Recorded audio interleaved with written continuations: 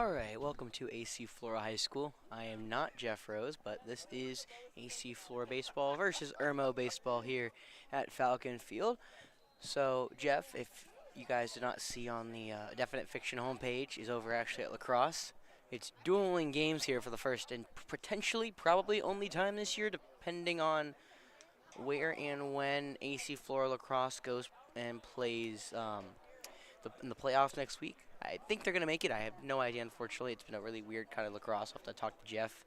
It's been a while since I've talked to Jeff about lacrosse, about like that kind of sense, but I think we're going to make it, so it just depends on where we're going to go. I doubt we'll be hosting. But yeah, right now, y'all don't care about that probably, even though it is senior night, so if you want to go check over there after this game is done, go for it. I will also be hustling over there depending on breakdown and stuff. But yeah, so AC Flora Baseball, they come in at 7-7. They'll play Irmo, who is 6-10. Last game and the last time you saw me, we were playing against River Bluff back in the Forest Acres Classic, where if y'all missed, that was last week. 16 fun games. If you weren't there, I don't know what you're doing. It was a lot of fun here.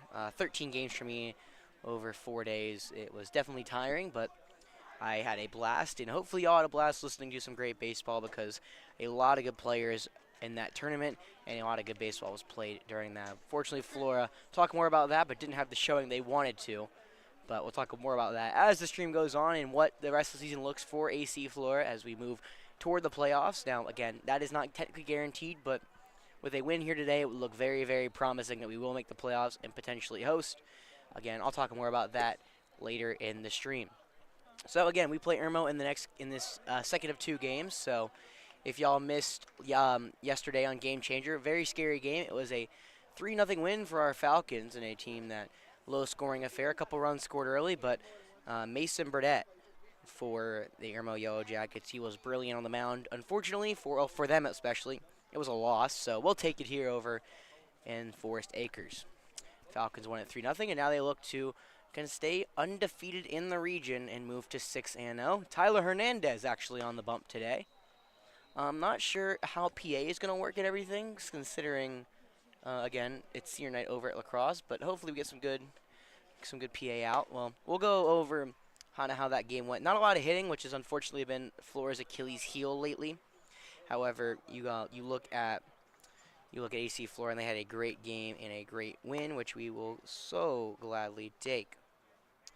Well, if I can find it, I guess I don't have them on me, which probably would have been a lot nicer. But yesterday in the win, we had Stan McCutcheon on the mound, which 4 innings clean, 2 hits, no earned runs, 6 strikeouts, and a walk.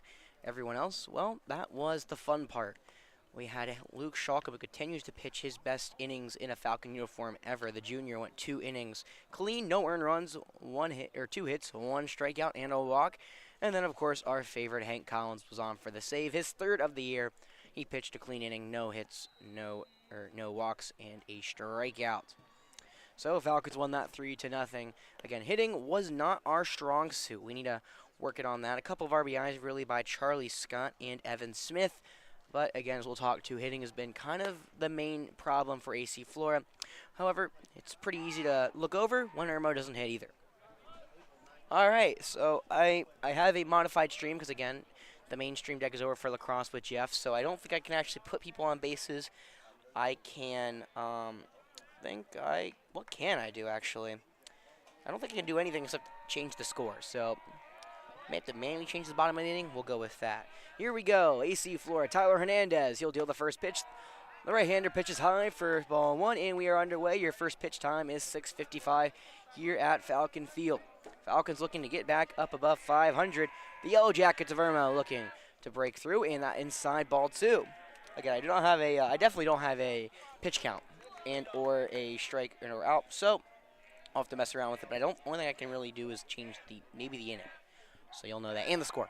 Well, it's a 2-0 count from Tyler, who throws one on the outside part of the zone. Strike number 1. The leadoff hitter for Irmo is going to be the right-handed shortstop, Jalen Frey. Righty on righty, it's 2-1 the count. Nobody out top of the first. That ball hits the backstop, but it's 3-0 now for Tyler. Tyler getting the start. He got the win against Brooklyn Casey in Game 1 of the Forest Acres Classic. Pitched 4 innings, no hits, no earned runs, 4 strikeouts, and 3 walks. We won that game at 9-3. It was the Falcons' only win in the Forest Acres Classic if you missed that. 3-1 the count, nobody out, top of the first. Tyler Hernandez, the right-handed starter for the Falcons. He's going against Jalen Frey. The 3-1, the pitch is high, ball 4, and Irmo's on with a leadoff walk. So Tyler is getting his his fourth start of the year. This is his 5th appearance. He is 2-1 on the mound. 6 earned runs over 9 innings pitched. He's looking to keep Irmo off the board after a perfect game. Well, not a perfect game, but a scoreless game for the AC Flora. Kyler Baker is the right-hander right fielder. He'll step in. Hernandez picks off at first, not in time. So if you're wondering, this game is supposed to be actually played tomorrow. I know, shockingly. However, if you guys cannot tell in the background, it's getting kind of cloudy and it's getting kind of dark. So rain is coming throughout the Midlands tomorrow. Another pickoff attempt. Frey gets back in safely. So it'll be kind of dark, kind of gloomy here in AC Flora. So if y'all wondering what's going on with that, that is why we another pickoff attempt. Frey and no movement over there. So yeah. Rain's supposed to come to Aldi tomorrow, so Coach Hallett said we're not going to mess with that. We'll just move this game to today and get it in. So back to your 7-inning contest here for Flora. They're looking to sweep the Yellow Jackets here. Tyler's yet to throw a pitch to Baker. He'll do the first one. That ball stays high for ball 1. Again, for the score bug, since Jeff's doing lacrosse, I have the mini one, which means I can only change the inning, and I can change the score. No outs, no anything else. So that's what we're going to happen. And right on cue, Tyler Hernandez, who's only thrown 1 strike out of 5 pitches, he'll get a talking to very quickly. So, well, I guess we can recap the Forest Acres Classic here real quick. It was a 1-3 affair for AC Flora, not how they wanted to end it. However, they had a game that pretty much resulted in kind of their team being a quote-unquote shot for the rest of the tournament. I mean, they went an 11-inning affair with the Miller School. That pushed me and Jeff to being here past midnight. Unfortunately, it was a loss. If you guys have not checked out that game, though, phenomenal game. Some great innings pitched from some Falcons, some great hits. And, I mean, it has basically everything you want in a baseball game and more. So go check that game out. I think it has 1.5 thousand views on YouTube. Definite fiction, obviously. So go check that game out. Me and Jeff were here for a long time. So Baker will show bunt. Frey will not go. That pitch right down Broadway for strike number 1 as Baker pulls it back. So, again, after the Miller School loss, Falcons were 1-1, then dropped their next 2 games to Dutch Fork and to River Bluff, resulting in 2 losses. So, Falcons, but after a win against Irmo, they're back to 500, looking to get above it yet again. No 1-1. Baker shows bunt, that curveball, just low, ball 2. So what the season looks like for the Falcons, I think senior night will be, I want to say Friday against Hilton Head Island. Christian Academy, I think, or Hilton Head Island Christian Academy, if I'm not mistaken. It's a mouthful to say. 2-1, but Tyler throws back at first. It's a little late. So we'll have their senior night that night, and we'll hopefully get a couple of wins and continue our stretch. Next week's the big one for the region, barring a loss here. We will probably play Lugol Elgin for pretty much what will secure the region for one of those 2 teams. 2-1, the breaking ball catches the outside part of the zone, or I guess it was looks like the umpire is saying it actually tipped into the glove, strike 2. I did not think he made contact. I didn't hear anything, but I'm sure Tyler's not complaining. It's 2-2 on the mound. Man on first, nobody out, 2-2 the count, top of the first. Tyler, and he'll look back Frey yet again. So Kyler Baker coming in today. Now I can actually talk about the game, I guess. Came in 0 for 2 with a walk yesterday. Frey over at first. He leads the Yellow Jackets with 8. Well, he has 8 stolen bases. Not lead the Yellow Jackets. Actually, foul ball. Back. We'll continue.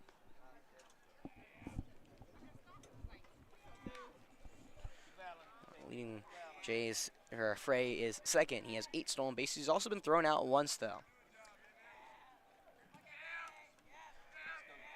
Now 2-2, righty on righty. Nobody out, top of the first, man on first. Frey doesn't go, the pitch home, that ball just high. No, it is just high, wow. Full count, filler up, Hernandez struggling to find it here early. He's going to settle down and get the Falcons through. The Falcons, notably, if you are a regular viewer, held off with Sparky on the mound today. That ball right down Broadway, called strike 3 for the first out of the game. So a strikeout and a walk for Tyler Hernandez. He's thrown a lot of balls, unfortunately. That was ball 7. And now it will go into the left-handed hitter, Sam Turner. Sam is acting as the DH tonight. He's DHing for the pitcher for the Yellow Jackets. It's Thomas Taylor. Sam, one of the best players here on this Yellow Jacket squad, comes in today hitting .316. Righty on lefty, and the right-hander on the mound throws one high and away, ball 1.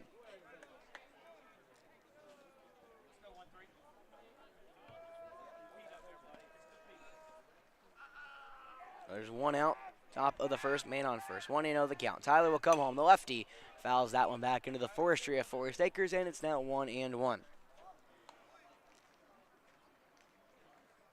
So Tyler's really like one of our catching prospects and or a pitching prospect if you're new. However, he's been solid on the mound.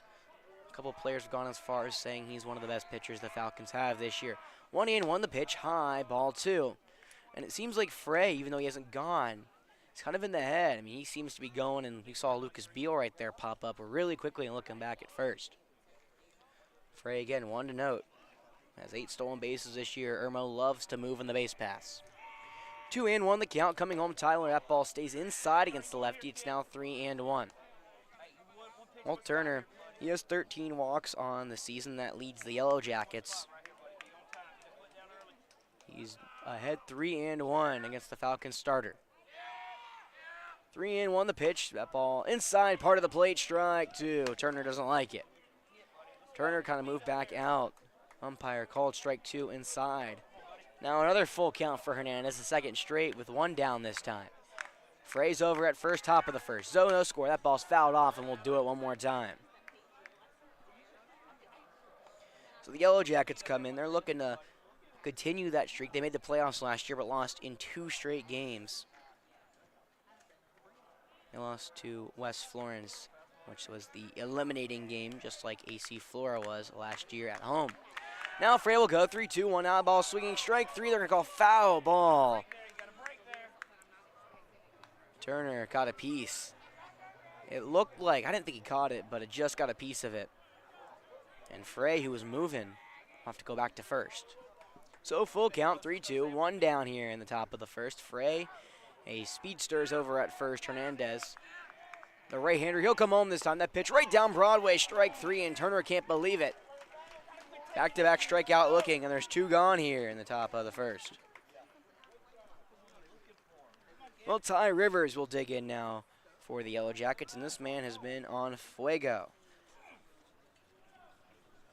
Ty is one of the best players here for the Yellow Jackets in the last 5 games, just to kind of prove my point. He's 2 for 10 with 2 RBIs. Now, not great at batting average, but the kid's producing at the plate. He takes a strike 1 on the inside part of the plate. It's righty on righty here, and Ty was named the Midlands Athlete of the Week last year, the Lexington Athlete of the Week, but they do it for the Midlands. It was in the Lexington Chronicle. He is player 2 watch. He's looking to continue that stretch. However, yesterday he only went 1 for 3. 0-1 coming home. That ball just outside against the righty. It's now 1-1. Hernandez, who's walked 1 and struck out 2 so far. He's worked into 2 full counts, looking to try to get out of this inning unscathed with the ball not put in play. Hernandez will now throw back to first, and the only time Frey went was on a foul ball. Tyler's thrown about 15-ish pitches in that span, so that Frey's been on first, so it's kind of interesting to see he's not moving. He has a very short lead over at first. 1-1, the curveball just outside, ball 2. A beautiful curveball, the overarching, was about a couple inches above the head of Rivers and then came down beautifully in the zone. Well, I guess a little out of the zone, but I thought it was. 2-1, 2 down here. The pitch, that ball hit on the left side, base hit through the hole, and that will go into left. Rince will get it in quickly, the left fielder, and the first hit for the Yellow Jackets is aboard. Well, that first run of the game moves to second, and we'll go quickly through the AC Flora lineup. It's Tyler Hernandez on the bump, Lucas Beal behind the dish. At first, Monty Lafitte. At second, Roper Wensky. At short, it's Jack Chetwood. In third, it's Joe Ray. Left is Rents Best. Center, Evan Smith. And right field is Charlie Scott. For Irmo, as we've already seen, Jalen Frey led it off. He's now on second. Kyler Baker, the right fielder, is batting second. Sam Turner third. Ty Rivers fourth. Dylan White, man at the dish. He's now batting fifth. The catcher, Elliot Graham, is 6. Hunter Parsons 7. Mason Burdette is 8. And Caden Hall is 9. Righty to righty as Hernandez goes low for ball 1. So 1 hit, 2 strikeouts, 1 walk in the inning so far. Falcons are trying to get out of an inning. Irmo has 2 on and 2 out here in the top of the first. We're still scoreless. Frey, the first run of the game, is over at second. Hernandez looking to keep him there. The 1-0 is right down Broadway, maybe a bit low, but strike 1. Well, it's Dylan White. He's acting as the catcher tonight for the Yellow Jackets. He's batting in the 5-hole today for Irmo. Irmo, before the loss yesterday, was 4-0 in the region. They beat RNE and Ridgeview. However, they're trying to beat a team that is now 5-0 in the region in AC Flora. 1-1 the count here. Hernandez, the Falcons, one of the Falcons' main catchers, working to the Yellow Jackets catcher. The 1-1, that softly ground over to second. Roper will field it. He'll whip it to first for out number 3, and the side is retired. Well, there's 1 hit, 2 strikeouts, a walk, and a weak ground ball will end the inning. The Falcons leave 2 stranded. We are tied going to the bottom of the first at 0s. We'll be right back here on Definite Fiction. Don't go anywhere.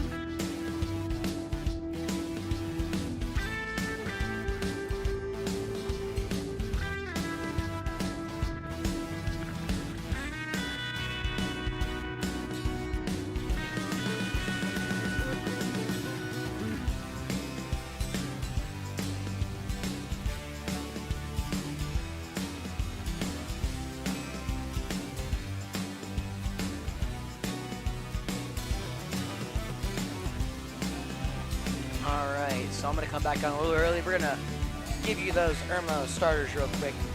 On the mounds, Thomas Taylor, and in center is Ty Rivers, but behind the dish is Dylan White. First is Mason Burdette. Second, Elliot Graham. Short is Jalen Frey. At third, Hunter Parsons. In left is Caden Hall. Center is Ty Rivers. And the right field is Tyler Baker. Those are the starters for the Yellow Jackets. The Falcon lineup is as follows. Zach Sneed, DHing for Joe Ray, leading off. Tyler Hernandez, second. Third is Roper. Fourth, Jack. Fifth is Charlie. Sixth is Rent. 7, Evan. 8, Monty. And 9th is Lucas Beal. So Flora will take off. We'll take off the music and we'll let Zach Sneed step into the dish. Zach is battling back from the ACL injury. He's battled back pretty much fully. He's just yet to be in the field yet. On the mound, it's the right-handed Thomas Taylor. Zach Sneed, the lefty. It'll for the first pitch at the bottom of the first is called strike one, low in the zone. If you're just joining it is lacrosse senior night over at the field next to me, so that's where Jeff is. So I have a very limited stream deck, meaning cannot change the score and or the count and or the people on base. Quick note of that. Ball 2. I think it's 1-1 actually, so I think it's 1 strike, 1 ball here. Nobody gone to the bottom of the first as Zach watches one bounce in. Thomas Taylor, he'll be pitching for the Yellow Jackets. It's his first start of the year actually. He has 6 appearances. Pitched 8 innings, given up 6 earned runs off of 10 hits with 11 walks and 5 strikeouts. The walks is the Achilles heel that the Yellow Jackets have been dealing with. Well, pitch number 3 into Zach. Overarching is right down Broadway for strike at number 2, and it's now 1-2 here against the lefty. Well, Zach looking to start an offense that has been struggling at the dish. 1-2 that ball, weakly grounded over to first. Burnett, the pitcher of yesterday, steps on the bag, and that is out number 1. Well, now it's Tyler Hernandez.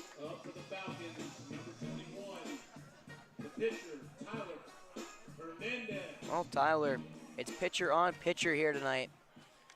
As Tyler got the start, he had I wasn't say clean, but got through the first inning unscathed. Gave up 1 hit, a walk, struck out 2, and ended the game or ended the inning on a weak grounder. You know, to get his first crack, so he's a man who's been hot as all get out. He went 1 for 3 at the dish yesterday with a run. He scored 1 of the 3 runs and a walk as well. It's righty on lefty yet again as Tyler swings through a first pitch fastball for strike number 1. Well, Thomas Taylor last year, he had 11 appearances. Again, all in relief was 1-1 on his season with a 6.52 ERA. Tyler skies that one left side of the infield. Going over the third base, Hunter Parsons. He'll stay in fair territory, and he'll make the catch for out number 2.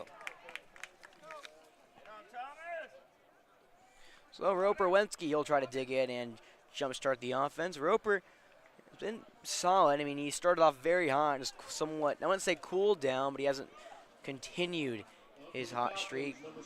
He's 4 for 16 in his last 5 games, including 1 for 4 yesterday against Irmo. Roper's looking to try to get back to where he started. He takes a curveball outside for ball 1. It's righty on righty, the first righty that Taylor will play today. Roper came up late here for the Falcons and was absolutely dominant last year. The 1-0 pitch right down Broadway. It's strike 1. But no, all I was saying is Roper, I say it so many times. He was 9 for 15 at the dish last season for AC Flora. He came up big. Now he's a sophomore looking to be one of the leaders. It's 1-1 here with 2 down in the bottom of the first. Breaking ball doesn't break and stays high. It's ball 2. Roper's also scored 1 of the 3 runs. He's one of the best prospects in the sophomore class here in the Midlands. Comes in at number 4, second baseman on Diamond Prospects. He swings through an off speed. For strike 2 was a little high, but Roper was way ahead and on top of it. Now 2s all around, 2 down here in the bottom of the first. Falcons looking for a base runner. If it gets that far, it's Jack Chetwood on deck. Taylor, he'll wind, he'll deal home the pitch low for ball 3, and the Falcons have worked their first full count of the evening.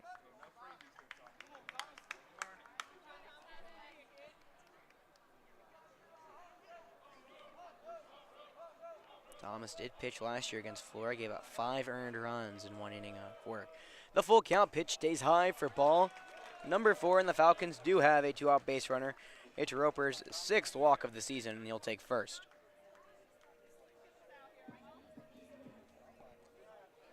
Well, now Jack Chetwood, The right-handed shortstop will step in, and Jack's been one of the I would say, surprises on the year. I mean, we all knew that Jack could be good from what I heard around Flora, but I don't think this good was kind of one of the weird things. 367 is what he's hitting this year. Roper over on first. The first pitch to righty, right at the third baseman, Hunter Parsons, who catches on a line, and that will do it. Well, an unfortunate break for Jack as he lines out to end the inning. We're scoreless. We'll go to the top of the second. Irmo will try to break through AC Flora.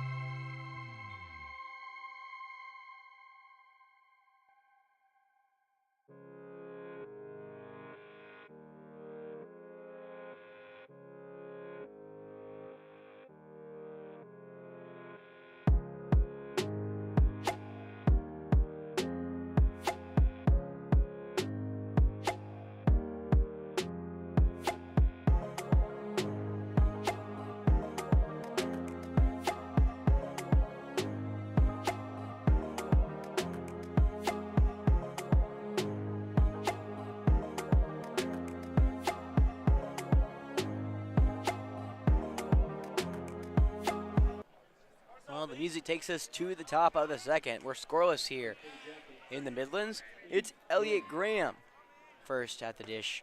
For Irmo, the right-hander takes a strike on the outside part of the plate. It's 0-1 here. Tyler trying to start his second inning of work. First inning was a little rocky. He gave up 1 hit, 2 strikeouts, 1 walk, and left 2 stranded.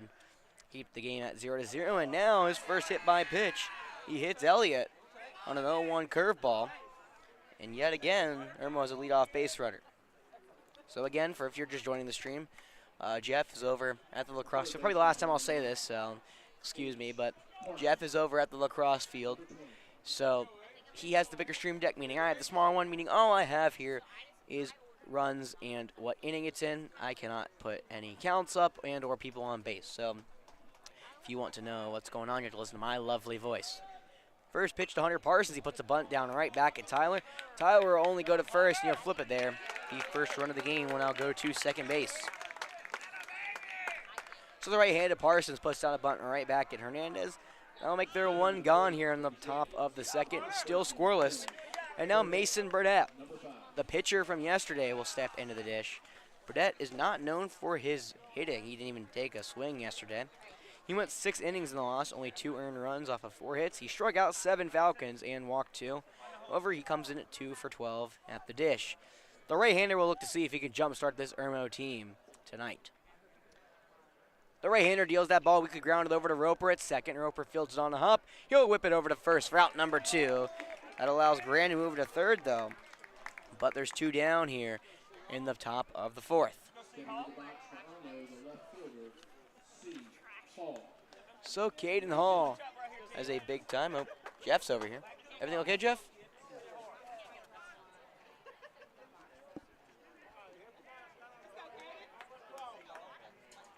Forgot to switch it from lacrosse to baseball. Aha. So you're listening to me? I just did. I was walking away. What's going on over there? Aren't you not like, oh, is it? We're warm-ups now. Well, I knew, oh, so you just seen it before warm-ups? And now they're warming up. Oh, okay. Seen it at first, yeah. Gotcha. All right, thanks, Jeff. Now I can actually help. The 0-1 is called on strike 2 on the outside part of the plane. All right, so Jeff, again, somebody does not work the stream deck. I don't know it. So Jeff did not switch it from lacrosse to baseball, so meaning I have more access now. We go 2-2 out, swinging strike 3, and Tyler gets some swinging 3 straight pitches, 3 straight strikes, and Tyler strikes out his third. Falcons keep it at bay. It's 0-0 going to the bottom of the fourth.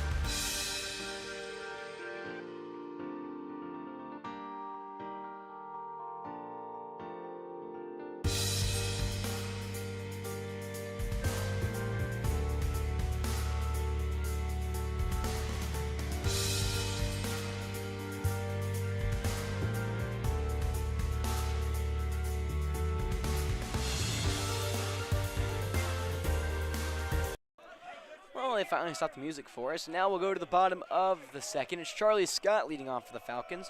Taylor back for more. Righty on righty. Throws one low in the dirt. Ball one. So if y'all just missed it, Jeff forgot to change it from lacrosse to baseball, meaning now I have full access to everything. I don't work the stream deck, so I apologize. But it'll be 5, 6, and 7 as Charlie gets the first hit for the Falcons. He grounds one on the left side through the hole for a base hit. And now for the third time in 4 frames, the leadoff base runner. Well, Red's best will now get his first cracks here at Thomas Taylor. It's the 6th hole left fielder. Charlie Scott, the leader in steals for AC Flora, with 7 over at first. Ren's best will try to take his first cracks at it. It's righty on righty here. Taylor, he'll throw back at first and look back. Charlie? So Rentz one of the lone seniors in this lineup consistently. Rentz comes in today hitting .333, but he went 0 for 3 yesterday against the Yellow Jackets. Want to look to bounce back. First pitch to him. That ball is going to be skied in the right, shallow right field. Baker running on. The second baseman, Elliott Graham, goes over, and he makes the catch along the right field line. The speed from the second baseman, he was playing up the middle, comes all the way over behind the first base bag to make the catch. It's out number 1.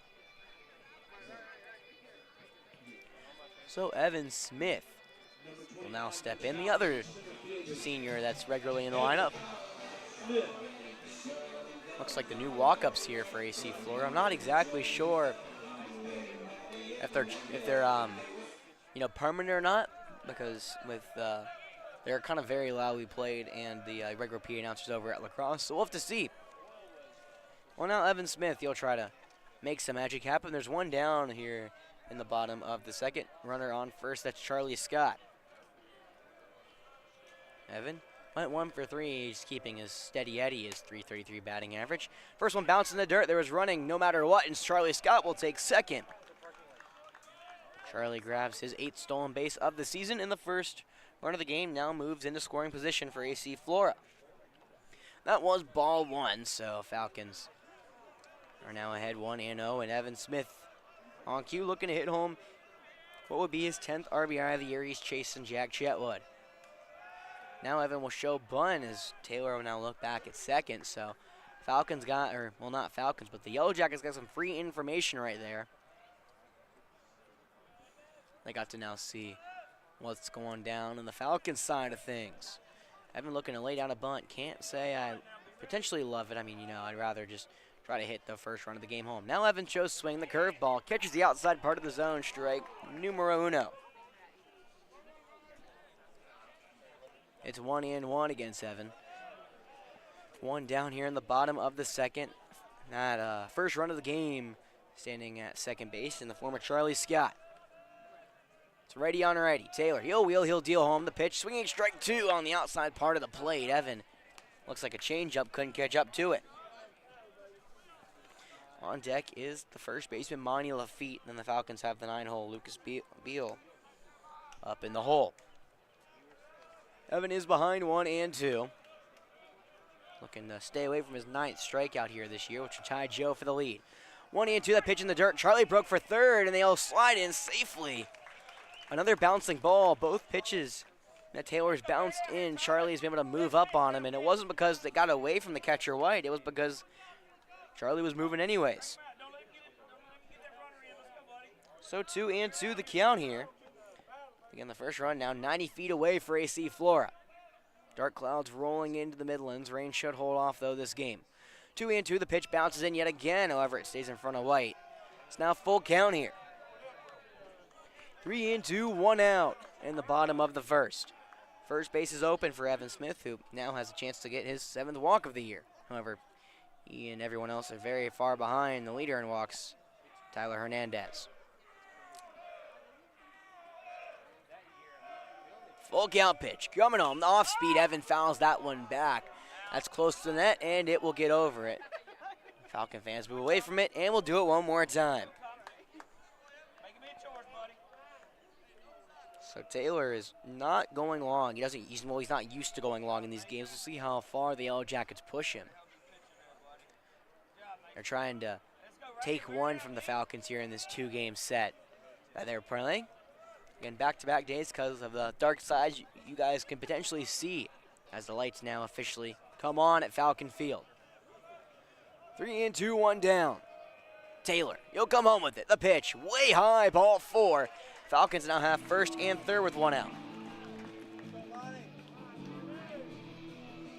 So Monty Lafitte has a chance to get a big hit. He only has 2 on the year, but he has 4 RBIs. He's been in the lineup regularly for AC Flora dating back to that series. I think it was the first one was against Westwood, and since RNE, he's been regularly in the lineup.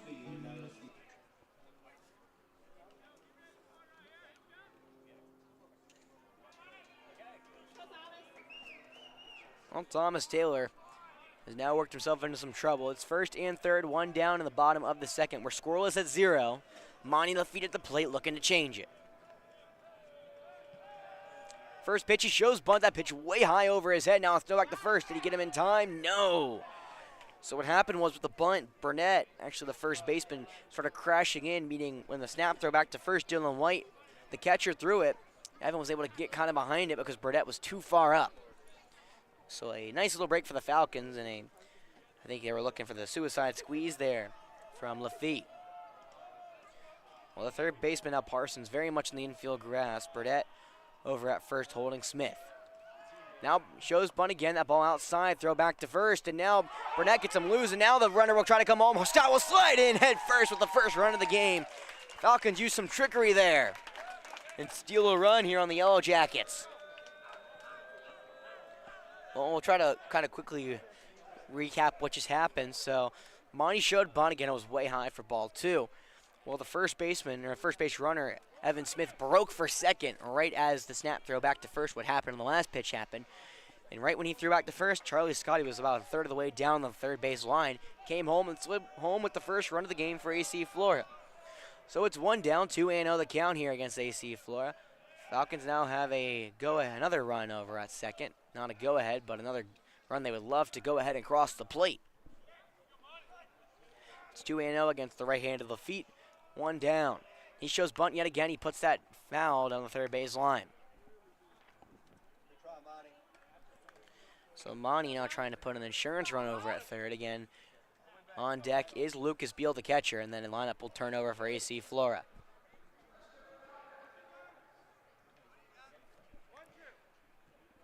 Good crowd for both senior night in lacrosse and this baseball game in this region contest between the Yellow Jackets and the Falcons.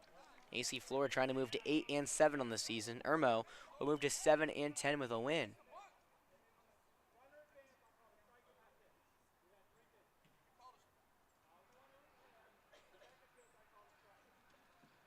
Oh, so it's actually 1-2. Second pitch they called a strike. Coach Howlett is definitely changes, I think, what Coach Howlett was thinking. I think everyone, including me, thought it was a ball.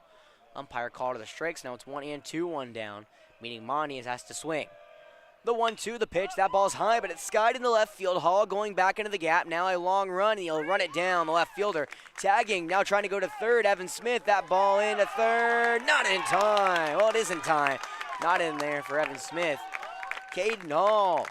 Nice little gun down from left field. Ends the Falcon threat in the second, but AC Flora plates 1. It's a 1-0 lead. We'll go to the third. Falcons trying to hold off the Yellow Jackets here.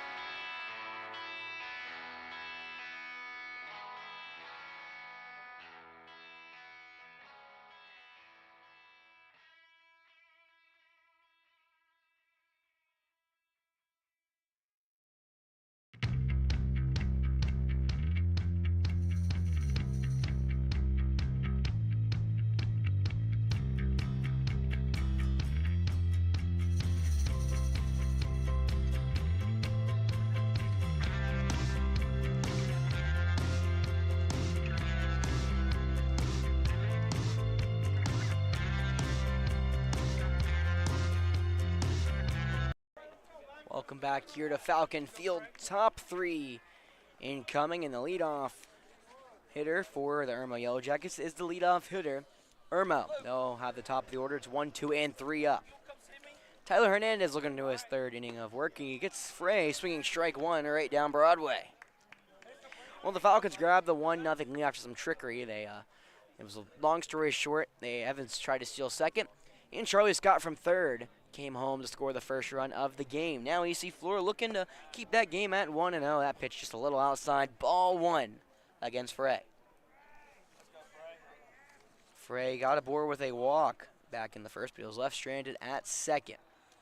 He's looking to continue his hot streak as he comes in 1 for 3 with a strikeout from yesterday's game, and now he has a walk in today's game. Only his second of the year, though. Tyler looked to have a different story here. It's righty on righty, 1-1 the count. Coming home the pitch, low and inside, but caught looking. Strike two on the inside part of the plate. Well, again, it's Frey, Baker, and Turner due up here for the Yellow Jackets. However, Frey's behind 1-2. The pitch home, chopped foul back into the netting. Hernandez now has 15 Ks on the year. Looking to continue that and looking to move his record to 3-1. Only loss came against Chapin. And now, called time from Frey. A weird called time because Tyler was in his windup. Umpire granted the right-handed shortstop with time, and we'll do it again. 1-2, nobody gone here in the top of the third. Falcons hold the 1-0 lead. However, the leadoff hitters are on for Irmo. The next pitch, called strike three, outside part of the plate. Tyler got him looking. Oh, they called a ball. That was a very loud ball call, excuse me. So 2-2 now, and Roper, I think, along with me, thought it was a strike, even though I think it was outside, but I thought he called a strike. 2-2, right-hander will dig home. The pitch just outside, ball three, and Tyler, another full count pitch. He's worked around 4 of these tonight, and now has to do one more with Frey. Frey's looking to get on board yet again. It's 3-2, what you gonna do? The windup, the deal. Oh, fouled ball. And we'll do it again. Frey is now fouled off 2 payoff pitches from Hernandez. So Frey last year against our Falcons went 2 for 5 with a strikeout in his last 5 games. He's hot, 5 for 14, 2 ribbies and 2 stolen bases. It's 3-2, that ball's fouled yet again, and Tyler can't throw that heater as Frey just battles it off, and we'll have another full count pitch from Hernandez to Frey.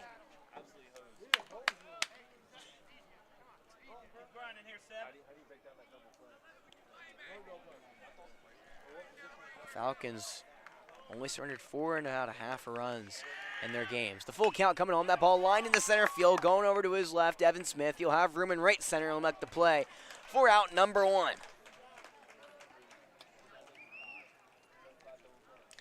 So Tyler is through 10 batters. He's yet to allow a run to cross. We'll see if Kyler Baker can change the fortunes for the Yellow Jackets. Kyler struck out looking back in the first inning. Now one of the 3 strikeout victims for Hernandez this game. Baker coming off of yesterday is 0 for 2. He's now struck out 8 times. He swings through a first pitch for strike number 1. Falcons hold the 1-0 lead. It's top of the third. The 0-1 coming home, swinging. That's a foul ball. And quickly, Baker behind, 0-2. Baker went 1 for 3 against AC Flora last year against the Falcons. However, it was not a pretty sight for Irmo as they lost both games by a lot. The 0-2 way outside. It's ball number 1. It's righty on righty here in this batter versus pitcher. And as I said, Irmo did not have a great season against AC Flora last year. They lost 16-1 and 14-0. Looking to try to improve on that. The 1-2 outside yet again from the right-handed pitcher. And now it's 2-2. Irmo is now 0-7 against AC Flora all time. However, that game just a day ago was the closest game between these two schools ever. 3-0 win for AC Flora. The next closest was 6-0 back in 2021. 2-2, the pitch, hard hit over to the shortstop. Chetwood's first time. It gets a bad hop on him. He waited too far back. And now a one-out base runner is aboard. I'll have to go to Game Changer and see what they're calling that, if it was a hit or an error.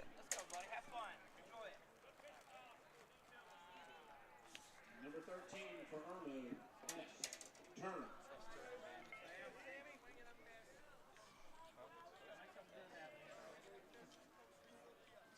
They're going to call it an error on Chetwood. I would agree, unfortunately. So Hernandez now has an unearned runner over there at first if he wants it. It's Sam Turner. Now at the dish, the left-handed DH for the Yellow Jackets. First pitch to him, that ball inside, ball 1. It's where Hernandez liked to attack last time. He caught him looking on a strike 3 on the inside part of the plate.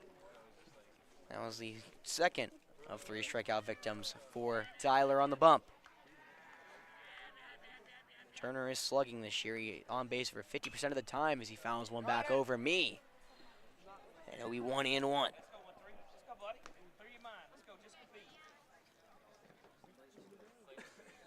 Turner improving last year heavily. He only hit 205 last year. This year he's hitting 316. The kid at the plate is hitting well, trying to break through Hernandez here. It's 1-1, 1 down. The equalizing run at first. The pitch from the right-hander. That ball grounded to the first. On the backhand, Lafitte gets it to second. The stretch is out number 1. No play at first as no one could get over there quick enough. Nice play by Monty, though. Nice little 3-6 out. However, there's 2 down with a runner at first. Number 25 for Irmo, the center fielder, T. Rivers. So a nice play from Monty Lafitte for the second out of the game. Or the inning, rather, excuse me. And now comes up Ty Rivers. Ty hitting in the 4 holes, hitting 256 this year. 7 RBIs. He wants number 8. The curveball, strike 1, looking right down Broadway, and it froze Rivers.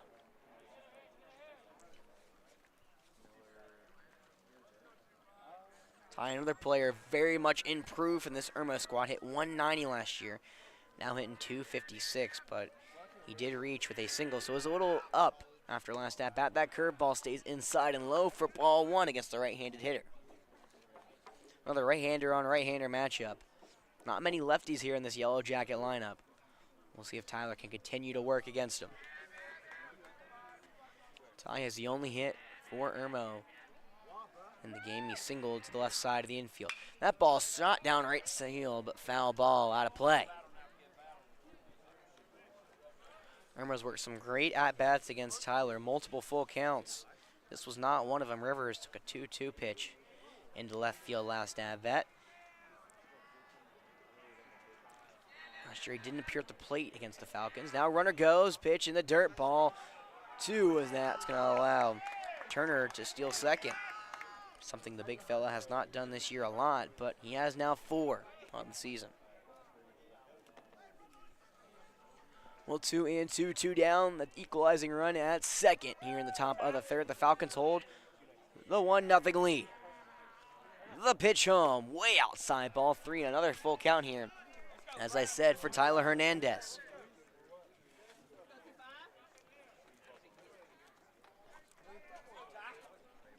Tyler has walked 1 today. He has 8 on the season. It's 3-2, 2 down. There's first base is open, so I doubt Turner would move, especially to 3rd.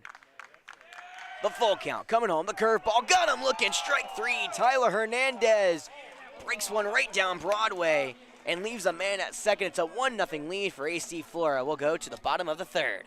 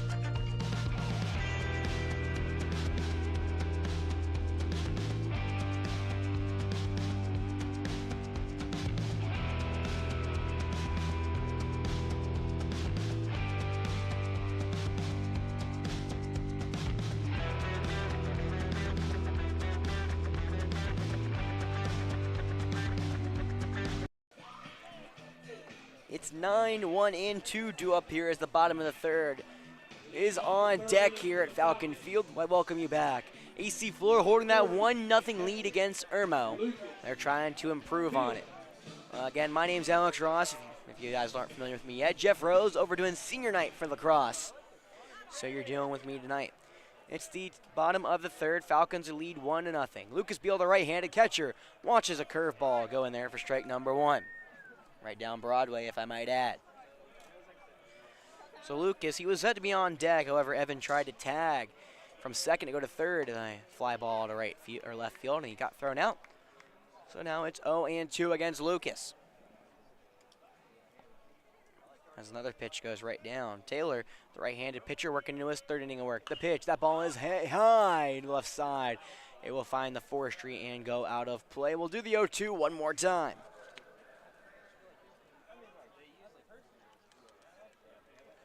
So Lucas yesterday played in the win against Irmo. He was 0 for 2 with a strikeout and a walk. He gets his first cracks here against Taylor behind 0-2.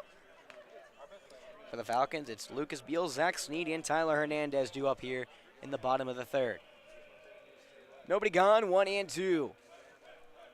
Beal sets to receive the pitch. That is low from Taylor. It's now ball 1.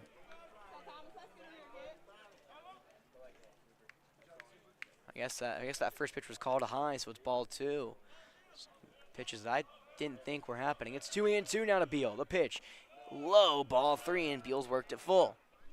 3-2, nobody gone here in the bottom of the third. Falcons looking to get another leadoff base runner. Proved to be useful last time as Charlie Scott came around and scored the first and only run of the game. The full count pitch, swinging strike 3.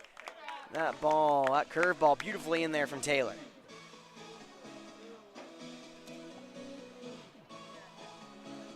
So that's Taylor's first strikeout of the game. And Zach Sneed will set back up. The left-handed DH grounded out to the first baseman back in the first inning.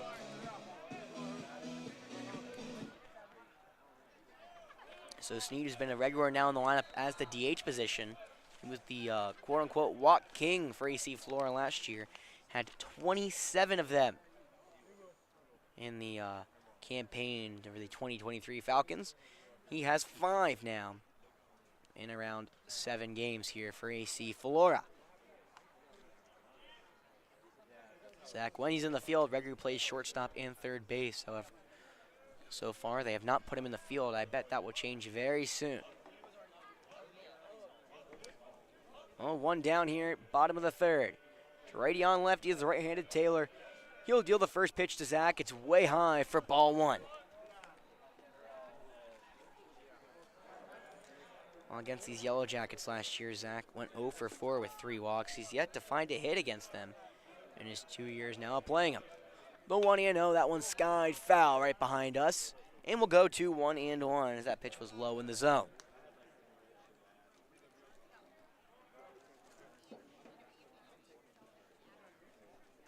Zach, a junior, he's one of the best third base prospects in the state as a junior. However, he's trying to get his season going. 1-1, the 1 out. That ball, a curveball skied in the center field.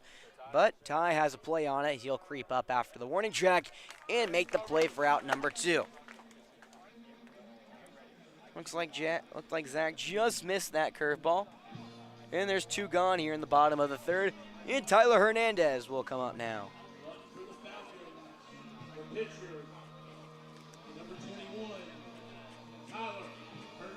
So Tyler Hernandez on the bump's been through 3 scoreless innings here for AC Flora. He's looking to try to help himself out. However, he didn't do it last time. He popped out to the third baseman last time. The curveball stays inside against the lefty. It's ball 1. There's 2 down in the bottom of the third. Nobody on for the starting pitcher for AC Flora. That one right just low. Ball 2. Looked like it was right down Broadway, but just a little low. Tyler, he throws right-handed, but he hits lefty, one of the only players for AC Flora to do such. He's ahead 2-0 against the right-handed Taylor. He'll kick, he'll deal home. The pitch hits the backstop and nothing else. It's ball 3 as that one was way high. On deck, if it does get that far, is the ever so dangerous Roper Wensky. If you're Irmo, you don't want to see him up. AC Flora would love to put him up with a runner on.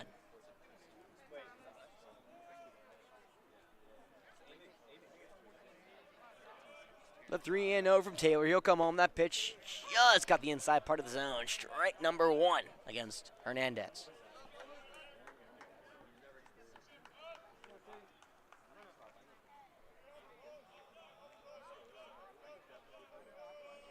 Three and 1 the count. Coming home. 2 outs. That ball shot opposite field down the left field line, but it goes out of play.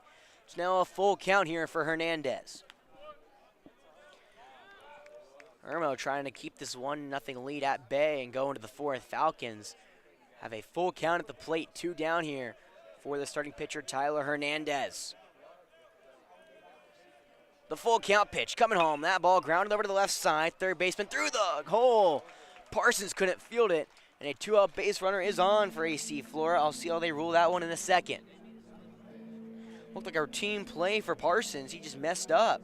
And the Falcons now have a dangerous man at the dish.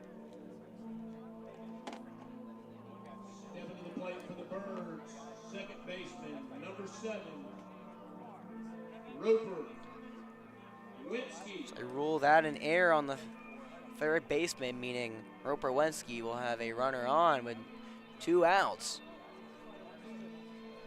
Well, the right-hander had the only walk of the game, or one of the 2, excuse me, for AC Flora. He was left stranded at first, back in the 1st. First pitch to him, that ball just low, ball 1. It's righty on righty yet again here after the Falcons let it off with 2 lefties against Taylor. He's worked through them well. They're 0 for 4 tonight. Now Roper trying to get his crack at Taylor, his second go-around. The 1-0 right down Broadway, but the changeup gets Roper to swing through it. It's strike number 1. So Roper had the average lead here for AC Flora. However, that was taken away. Tyler Hernandez now has it. He hits .368. Roper's trying to get it back here. It's 1-1, 2 down. The curveball stays inside and low for ball 2. Well, umpire's being a little weird with his calls. When it sounds like a strike he's calling, but it was definitely a ball. Whatever works. It's 2-1, 2 down. The insurance run for AC Flora at first. They lead at 1-0 here in the bottom of the 3rd against the Yellow Jackets of Irmo. Now Tyler goes. That pitch way high. Good pitch to throw on. White throws down to second. Nice throw, but not in time as Tyler steals second. It was a great throw for White to throw. He was already up in his stance. Over Tyler got a great jump over at first. And now a runner in scoring position for AC Flora. It's stolen base number 2 for Hernandez. Roper will now try to hit him home. 3-1, 2 down. First base is open. The pitch. High ball 4, and Roper has now walked for the 2nd time tonight. First and second with 2 down, and the Falcons have something brewing maybe here in the bottom of the 3rd. And what a better man to come up than the man who leads him in RBI. That's 13 of them for Jack Chetwood, the right-handed shortstop. Chetwood lined out to the 3rd baseman to end the 1st. It was on a rope to Hunter Parsons. He had a good read on the ball and just couldn't get it past him. Well, there's 2 on now for the RBI leader. The first pitch from the righty, that ball's bunted right down to the pitcher. It was a foul ball hit off of Chetwood. Would have been thrown out at first probably as White was already fielding that ball, as they called it. Well, it's 0-1 here against Jack. Jack unfortunately couldn't improve on his average. He went 0 for 2 in the game against the Yellow Jackets just yesterday. Let me just say something. I'll call Coach Fiction.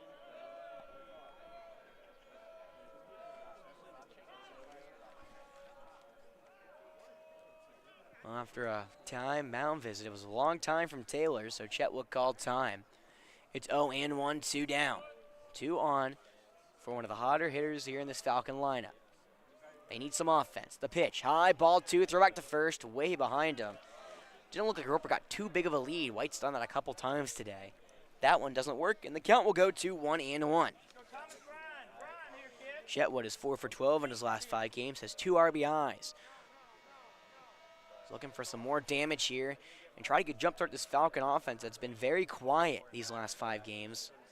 Haven't scored many runs. I mean, that Brooklyn Casey game kind of inflates the stats as well as the RNE game. If you go back, or the Irmo, well, no, RNE doesn't count anymore. But yeah, the Brooklyn Casey inflates the stats. However, only 3 earned runs if the 9 came across. That ball hard up the middle. They're going over the shortstop Frey. He'll flip it second. That's Graham who steps in the bag for out number 3. So Chetwood just couldn't get enough on that pitch up the middle, and the Falcons leave 2 stranded. We'll go to the top of the 4th, still a 1-0 lead for AC Flora.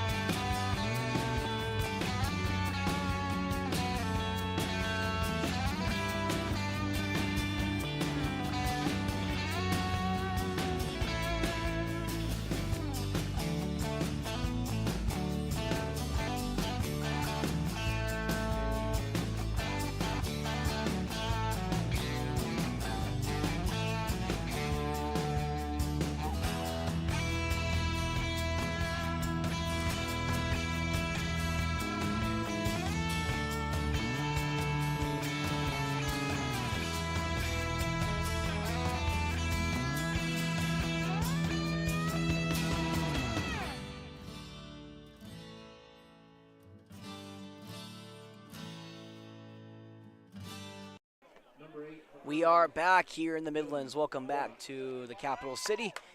It's a 1-0 lead for AC Flora. We're going to the top of the 4th.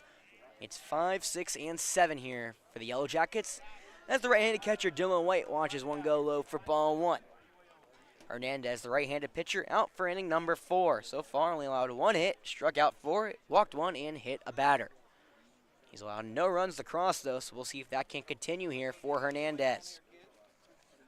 Dylan White, he ended the first inning with a ground out to second base. He swings on the 0-1. That ball softly hit to Roper. He'll have to come in from second, make the sidearm throw to first for out number 1. That ball hit the infield grass, and Roper had to come in quickly and field it. But he was able to make the play, and Dylan White's now grounded out twice to Roper Wensky. There's 1 down in the bottom, or the top of the 4th. Elliot Graham will step up to the dish. He was the best chance Irmo's had to score here today. Made it all the way to 3rd after he got hit by a pitch back in the 2nd before he was left stranded. It's righty on righty yet again. Hernandez will throw home. The pitch low and away, ball 1. Well, Elliott only hitting 119 this year. Not what he's wanting to do, however. The hulking second baseman will love to change that. The 0-1 is skied foul. It's way over us in the press box. May land on top of it, actually. Yes, it does. But that'll bring the count to 1-1 here with 1 out. There's nobody on at the top of the 4th. It's 1-1 and 1 gone.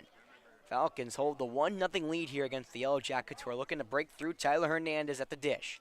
The right-hander will throw and skip one in for ball 2. Well, the sun is officially set as the dark clouds are rolling in. We're expecting some rain overnight going all into tomorrow. That's why this game was actually moved up. It was supposed to be played tomorrow, Thursday. However, with all the rain, Coach Howlett said, no, we'll just play it today, and we'll go through it. So no Falcon baseball tomorrow, but we do return home on Friday. We play Hilton Head Christian Academy on Friday at 7 and Saturday at noon. Senior night's Friday night. Tune in for that.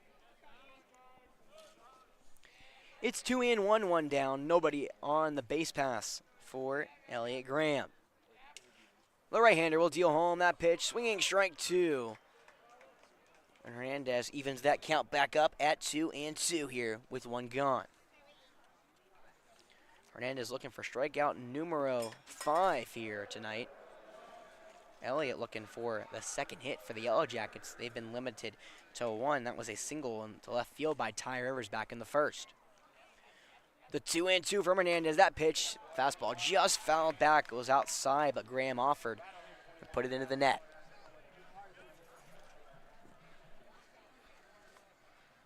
Against AC Flora last year, he went 1 for 4 with an RBI, one of the more successful Yellow Jackets, the only RBI they got against AC Flora. Looking to try to improve. The 2-2 curveball ground to the left side of the infield, and a base knock for Graham. One out base runner is aboard here for the Yellow Jackets. Elliott Graham was behind 1-2, fought back, and now has a one-out single. Well, Hunter Parsons, who was sacrificed, bunted back in the second to move Elliott Graham over to second. He's in the same situation, however, there's only one down here instead of the nobody down the last time. We'll see if the attack plan for Irmo changes. He's green-lighted as the fastball goes way outside against the right-hander. It's 1-0. Well, now I can finally talk about Hunter. I mean, I didn't get the chance to really breathe his name last time. He went 0 for 3 yesterday with a strikeout against our Falcons. He's trying to improve and get back into the hit column. Before we can do that, though, Tyler will go back to first, where Graham slides back in safely.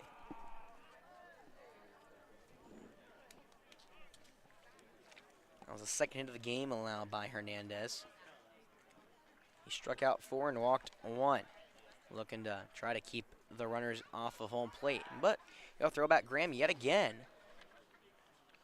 So far, so good for Elliott. Elliott has been caught stealing once, however he's swiped 5 bags so far this season. Parsons is behind 1-0, one down here. In the top of the fourth, Falcons lead at 1-0. Right now, Irmo trying to tie it, that tying run at first. The 1-0 pitch, that fastball catches the outside part of the zone against the right-handed third baseman, and it's 1-1. Tyler, this is usually about how far he works. This is his, again, 4th start of the year. So far, he's allowed no earned runs over his last 7 innings. Runner goes, the pitch, the 1-1, low and away, ball 2. That throw down to second, not in time, and Graham swipes bag number 6 on the year. So now we'll see after that ball was low and away, it's 2-1. If Hunter tries to bunt Graham over to third, because now Graham's a little shaken up getting up. It looked like his hand. So Hunter again laid down a beautiful sacrifice bunt last at bat. That tying run now at second here with 1 gone in the top of the fourth. It's a 2-1 count here for the Falcons. We're trying to get through this 4th inning and keep their scoreless streak alive. They've allowed no earned runs over the last 9 innings. 2-1, the pitch hard over the left side. That's going to get through the whole base hit to Rentz. Graham's going to be held up at third as Rentz throws a liner to home. Now Parsons trying to go to second. Throw down, and Parsons will get sniped out. No movement from Elliott. A base running blunder from the Yellow Jackets. Just like Graham is now at third yet again. So he singled to left, but Rentz threw him out. Well, Rentz threw to home, and then Lucas Beal threw him out.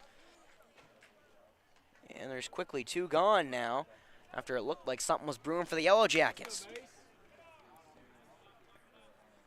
Well, now Mason Burdett will have a chance to try to bat that tying run in. It's a 1-0 lead for AC Flora as Lucas Beal will now go out and talk to his pitcher. Again, what we just saw was kind of crazy.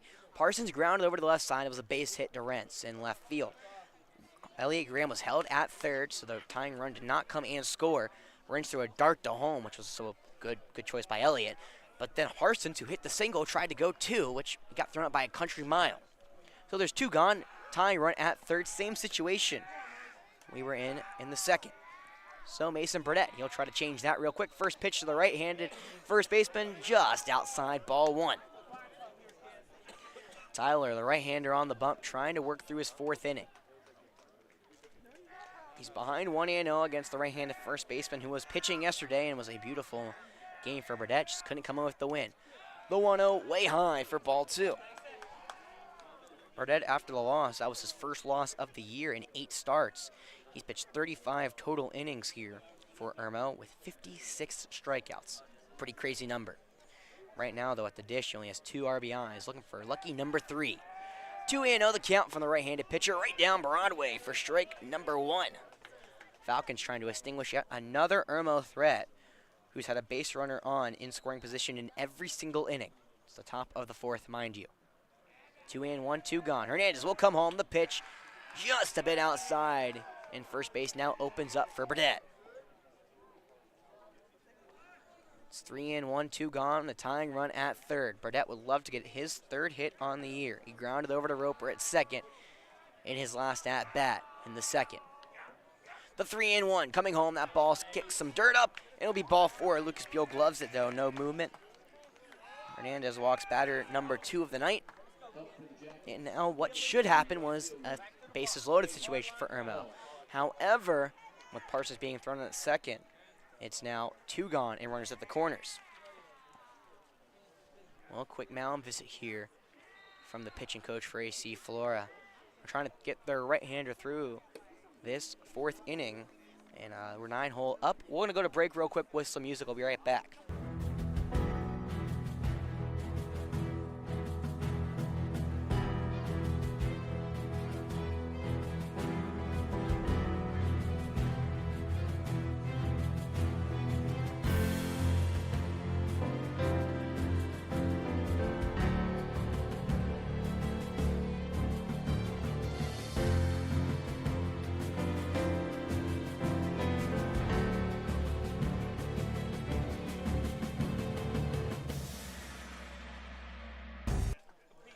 Thank you for that quick break.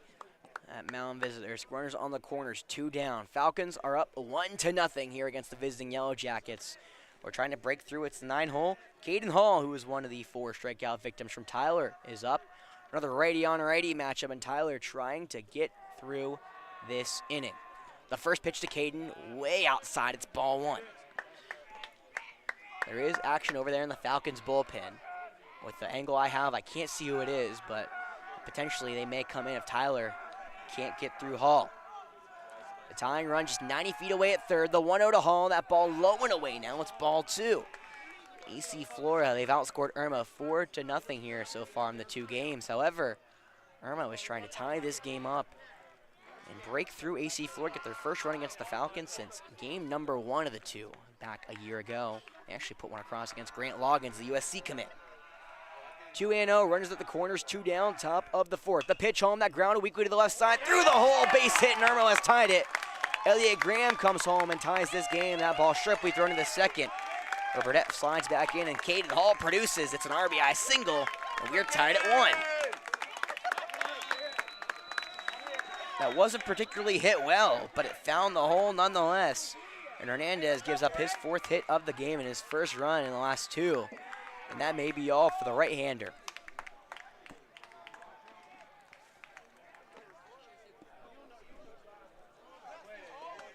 Well, that will do it. Tyler Hernandez ends his night.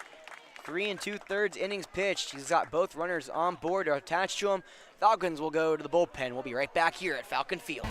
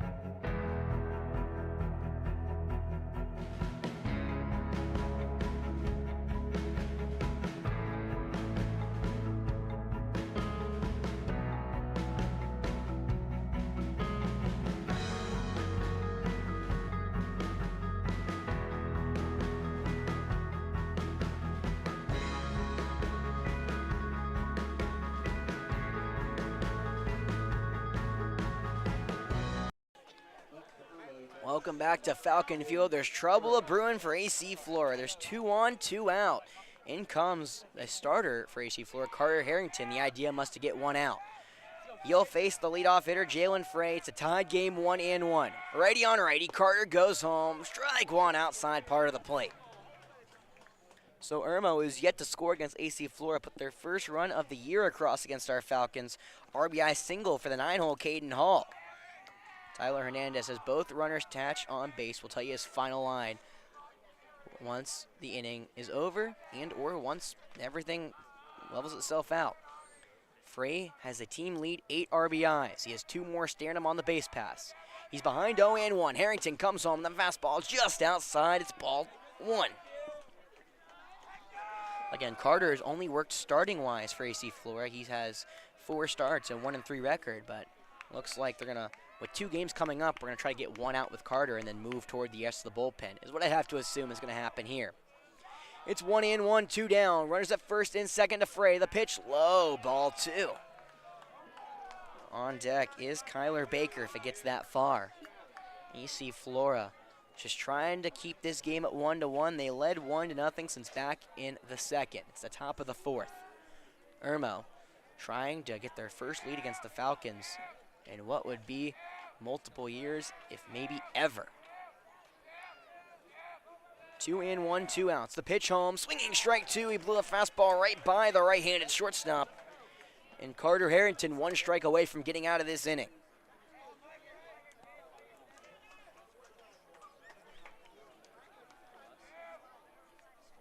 So far, Frey is lined out and he's walked tonight. It's 2-2, 2 down. Runners at first and second in a 1-1 game as Frey calls time. And Frey is the RBI leader for AC Flora, or not AC Flora, for Irmo with 8. Sparky coming in with 16 earned runs over 14 innings pitched. 2-2, 2 down. Runner goes at second, swinging strike 3. It won't matter. Carter gets out of the inning and the Falcons leave 2 stranded. Tyler Hernandez's final line is complete, but we'll go to the bottom of the 4th. The Falcons will try to get 1 back.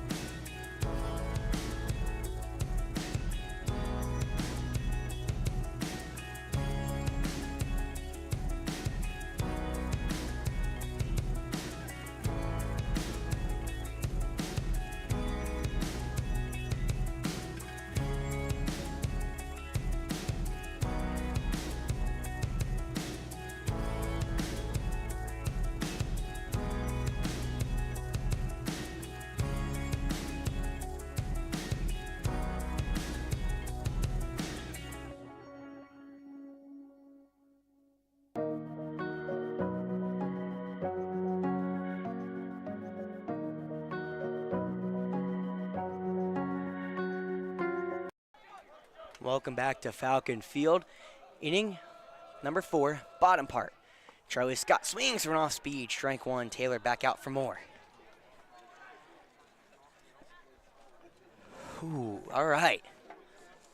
What an inning that was. Falcons let the tying run come across. It's now 1-1 here at AC Flora High School. Falcons are tied with the Yellow Jackets. The pitch home, the overarching curveball, is outside. It's now 1-1 here. Due up here for the Falcons is Charlie Scott, Rance Best, and Evan Smith. Trying to get 1 back here against the Yellow Jackets. 1-1, the pitch coming home. Off speed, Hoffley hit to the left side. Frey, the shortstop, takes it from the third baseman. High throw, but he got it. Burdett pulls it down for out number 1.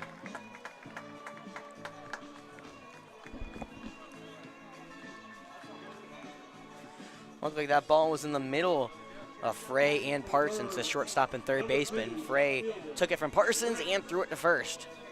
So now Rents Best will get a shot here with nobody on and one out. Well, Rents, he popped out to the second baseman back in the second. He's trying to get something going here for the Falcons, and Irmo on the mound looking for their first win against AC Flora ever. The first pitch is high, ball one. And Irmo is 0-7 against AC Flora all time. Currently, they are in line for a very competitive game here. That pitch way inside and skips up, ball two. That one almost hit Rents, and it still bounced in. So Thomas Taylor, who is not used to working along here for the Yellow Jackets, and he only works around an inning or two at most. He's now working into his fourth. We'll see fatigue starts coming in here for Irmo. The 2-0 pitch from Taylor. Strike one, inside corner. Rents doesn't like it. Umpire doesn't care.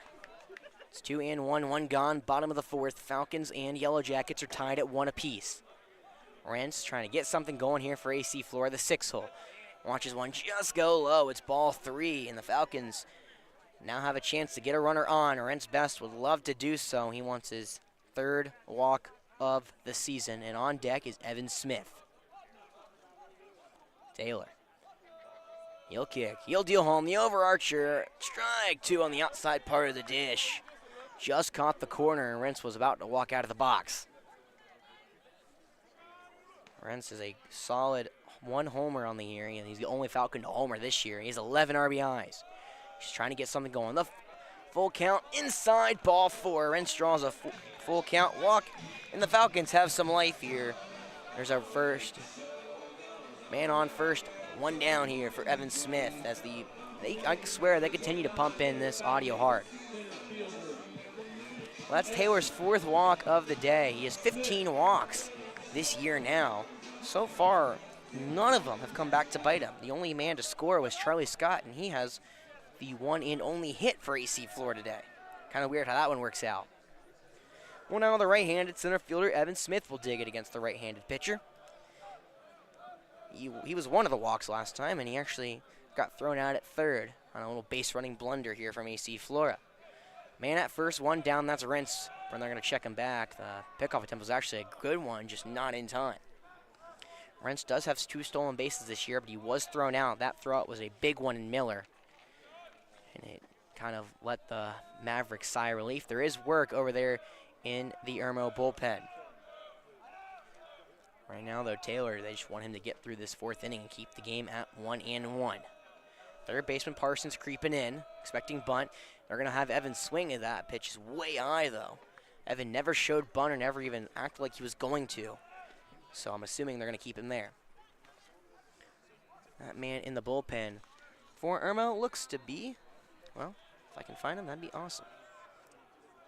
Lovely. I'll have to see who that is in a second.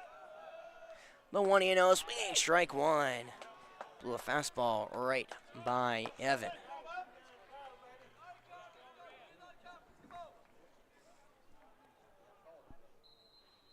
So Evan trying to get that runner in from first. It's 1-1, one down here in the bottom of the fourth. Falcons and Yellow Jackets tied at one apiece. Taylor will pick off Rents at first. He's getting a pretty big lead over there. However, he's able to slide back in safely. Again, Rents isn't one to usually go. He kind of usually holds back for most of the time. However, Irmo does not want that go-ahead run to move into scoring position here. The count is 1-1. Taylor will come home. That pitch way high and inside. Ball two. Evan had to lean out of the way.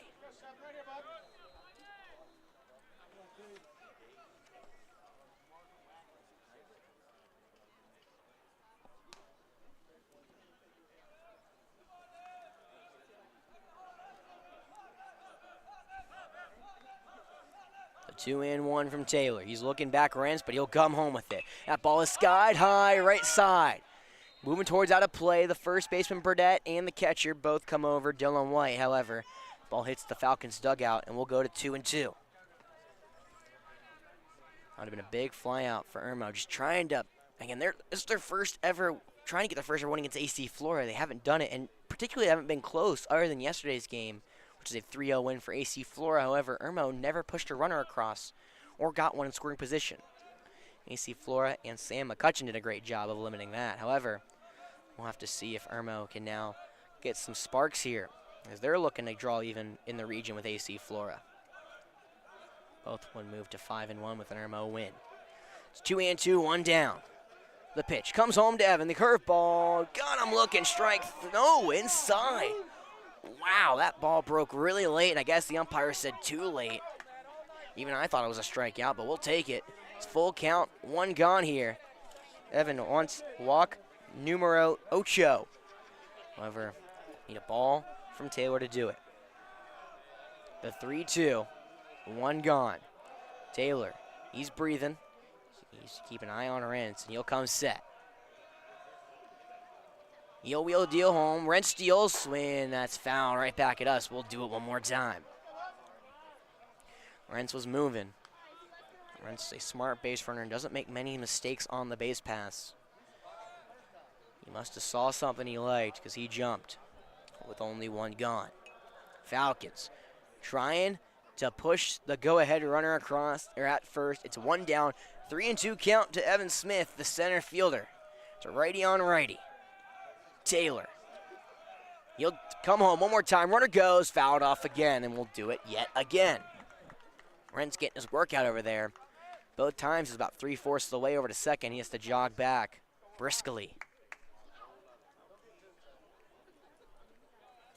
Falcons have been limited to 1 hit today.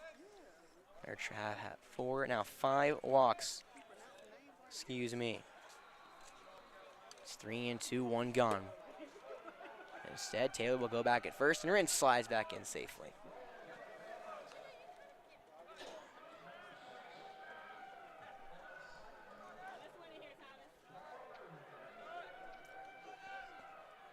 Cut to tension with a knife. There's been no movement from both pitcher and batter since I last spoke. Evan and Taylor, and a stare down. Now Taylor will come home with it. The full count pitch, the curveball hits the dirt ball 4. What an at-bat from Evan Smith. Continued to fight off pitches. He watched a very close 2-2 go by, and the Falcons yet again threaten here. It's 2 on, 1 out. And that may be all for Taylor, who has now thrown his 5th walk. And then, yes, that will be new pitcher coming up for Irmo. We'll be right back here on Definite Fiction. Don't go anywhere.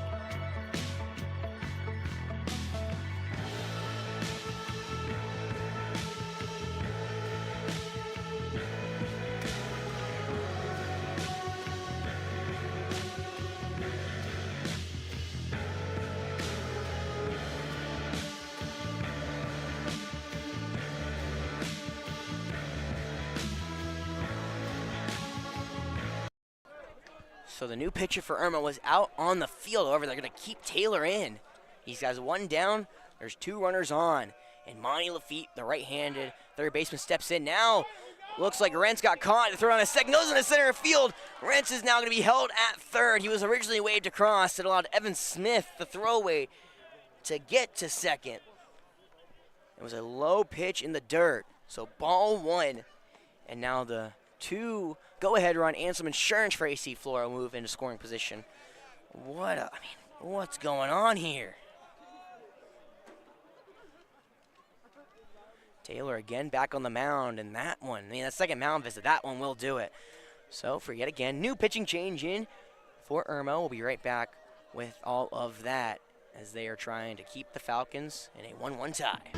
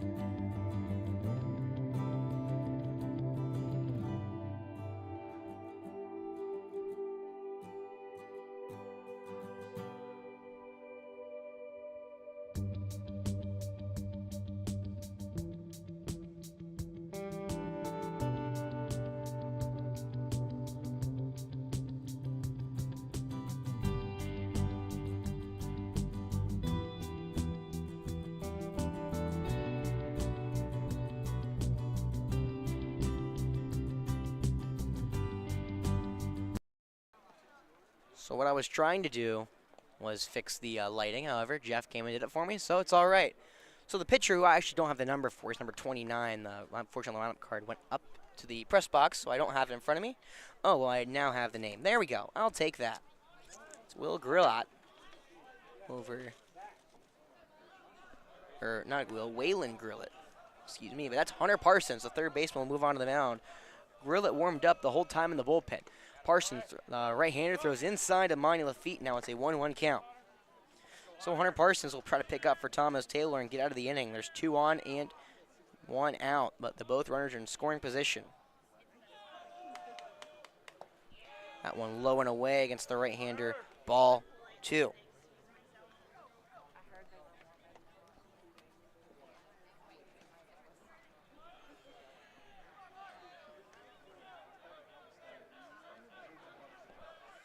It's 2-1. Third baseman crashing. Monty watches one go by for strike 2 on the inside part of the plate.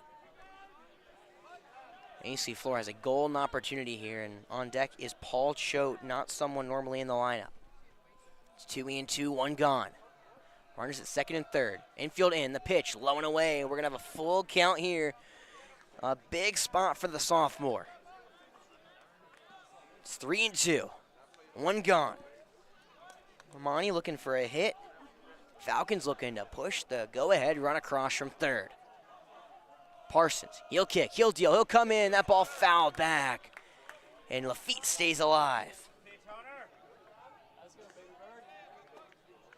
So Hunter Parsons, he's usually a starter here for the Yellow Jackets. This is his third appearance in relief.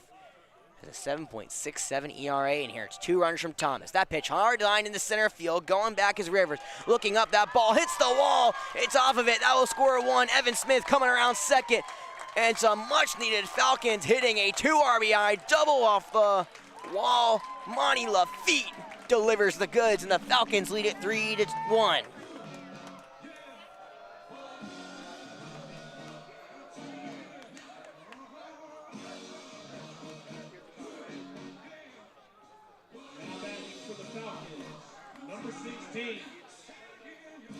Well, that will end Thomas Taylor's day, who's unfortunately for him, after a 3 1/3 great innings pitch, now in line for the loss. He gave up 3 1/3 inning pitched, 3 earned runs, gave up 2 hits, 1 strikeout, but he walked 5, which was his Achilles heel at the end.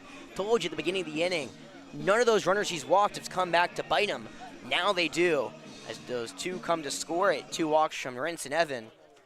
And the Falcons now lead at 3-1 here at Falcon Field against the Yellow Jackets. Paul Choate, as I said, coming in to hit now for AC Flora in place of Lucas Beal, the catcher. And right on cue, Monty Lafitte, well, I bet we'll get a hero's welcome coming back. Scott Graham will go and pitch run for him.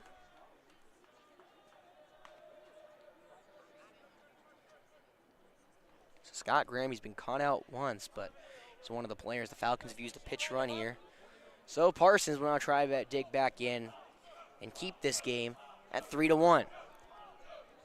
AC Flora has done what they needed to do to take the lead back. It's now the 9-hole hitter. It's now Paul Choate. Watches one catch the inside part of the zone. Strike 1. It's righty on righty here as the bottom of the 4th rolls along. There's 1 out. Runner on second. Another insurance run for Flora. And the right-handed junior, Paul Choate, is behind 0-1 against Parsons. Parsons will dig that off speed. Beautifully thrown. Strike 2. It looked like a slider that just came right into the plate. And Paul is behind 0-2. Top of the order is on deck. That's Zach Sneed. Parsons trying to keep a runner at second. 0-2. The pitch is sky high. That's going to find the out of play territory on that left side. That ball is a towering fly ball. And Paul Choate, hopefully for him, doesn't hit an animal in the forestry. So 2 men now warming up for Irmo. They're trying to just get out of this inning as well as they can. I'll try to get you both of those names as soon as I can. Currently, it's 0-2 here against the junior. 1 down, a runner at second. Parsons will come home with it. The curveball hits Choate in the helmet. He didn't move out of the way, but, I mean, he says he's fine. I mean, okay. Well, he'll take a base runner. He'll do it. So that is Paul Choate's 2nd time on base this year. And quickly, Coach Cal going to come talking to his junior saying, "What the heck are you doing, young buck?" Zach Sneed awaits on deck. Well, now that I can have a breather, I'm going to tell you those two men on the bump. That's the right-hander warming up, Ryan Love, for the Yellow Jackets, and the left-hander also warming up is number 11 for Irmo. That is Cooper Starling. So I'm going to put some music on in the background because right now they're letting Paul choke. They're gonna sub Paul out. I guess I hope it's more precautionary. I mean, Paul took a curveball straight to the head. I mean, he looks like he's okay. I would bet he's. I mean, it feels like he's fine. So right now there's a break here at Falcon Field. Parsons was ahead 0-2. What's got to be going through his mind right now? He just lost another, and now another arm for Irmo warms up. They have 3 currently in the bullpen, as I think Love is the one to step away. That is now number 3 for the Yellow Jackets, who is Noah Slothauer. So Paul will stay in the game. Round of applause from the Falcon faithful. Means there's runners on first and second, 1 gone here in the bottom of the 4th. The Falcons have already played a 2 off of a Bonnie Lafitte double. Now it's top of the order yet again for AC Flora, who's looking for some much new momentum as they go into a big series against Lugoff Elgin next week. All right, I'll put that music off, and we'll rock and roll. It's Zach Sneed at the dish. Zach is 0 for 2 with a pop-out and a ground-out. He led off the 3rd inning with that pop-out. He's looking for a first RBI of the season. First pitch to him, high and outside. It's ball 1, the first lefty Parsons will face today.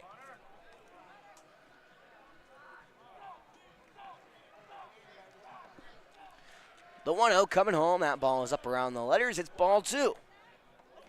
Again, Zach is the walk king, but he would love to bring in some more runs here for Flora, who were looking for some offense. It's been rough sledding in the previous couple of games. 2-0, the pitch. That ball's fouled right back into the net, making some fans jump. When I mean rough sledding, the last couple of games, 3 runs against Irmo, 0 against River Bluff, 1 against Dutch Fork that came across on an error. Against Miller, there were 4, but a lot of those came home on some bunts, and 1 came home on a wild pitch. Back against Brooklyn Casey, 9 runs came across, only 3 of them were earned. 2-1 way high above the head of Sneed, and now his path to first opens up. Third base is open, but it would load the bases here for Parsons and Irmo. Hunter's just trying to get out of it. The 3-1 coming home, inside, ball 4, and Zach draws a 5-pitch walk. The Falcons have him juiced now.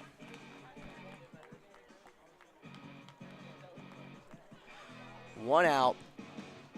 Bases are loaded for one of the best hitters in this Falcon lineup, Tyler Hernandez. The starting pitcher for AC Flora. He's no longer in line for the win after he tied the game up in the last inning. It's now Carter Harrington who's in line for the win, of all things, who only pitched 1 out. Tyler would love to add, though, to the lead. The first pitch to him, the lefty takes one on the outside part of the plate. 4 strike 1, looked like a changeup. It's either a changeup or Parsons took some off of it just to put one across the plate. Corners are in here for Irmo. Falcons have some leads. Tyler fouls one back into himself, and it's now 0-2, and Tyler goes down. And he hasn't got up yet. Well, he's now slow to get up, and he's going to limp off and try to walk it off.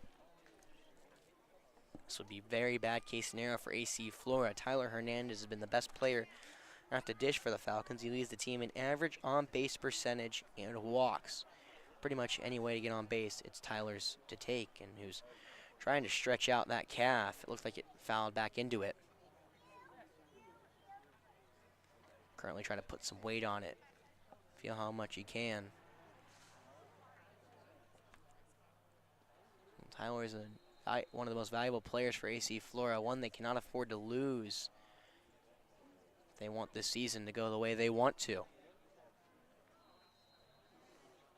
Tyler's taking his time, he's stretching, and I think he just nodded the dugout saying, I'm good to go. All right, he's going to be good to go. He's behind 0-2. He fouled it in to look like to be that left calf, so the one that's unprotected, of course, obviously. So it's 0-2, 1 down, bases are juiced. 3-1 lead for Flora. Parsons comes home, the outside, fastball catches the corner. It's strike 3 and a big second out for Parsons.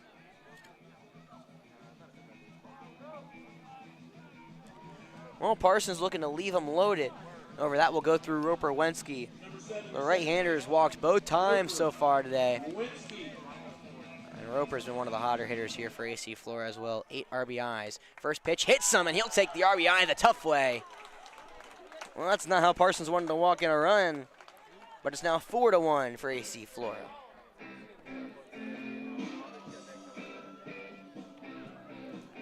So that is Scott Graham, the courtesy runner, or the pitch runner rather, for the Falcons. And batter number 9 in the inning, Jack Chetwood, comes up. Jack Chetwood lined into a hard third baseman that was the man on the mound, Hunter Parsons, and he grounded out to the shortstop to end the third. Now Jack Chetwood will try to improve on his team lead in RBIs. However, Coach Hallett coming to talk to the sophomore, and they're going to get a pitch runner now over at second. So Paul Schultz will get subbed out for. Courtesy runner on second base, number 23, Matt Scott. So Matt Scott now will come in to pitch run for Paul Schultz. Falcons have him juiced here with 2 down in the bottom of the fourth. They put 3 across, 2 on an RBI double from Monty Lafitte that went into center, and 1 off of a hit by pitch on Roper Wensky. Music in the background because they're playing music right now after a quick substitution. Can't let that stream get monetized, so that's why the music's on. I apologize. All right, music's off at the stadium. Music comes off on the stream. There's 2 down, bases are loaded. Infield normal play as Chetwood hits one high fly ball in the left field. Hall going back, but he's going to the warning track where he'll have room, and he'll make the play for out number 3. So the Falcons load him up with 1 out. They can only bring 1 across. They lead it 4-0 though as they grab the 3-run lead here. And now AC Flora will come back out to pitch. We'll go to the top of the 5th.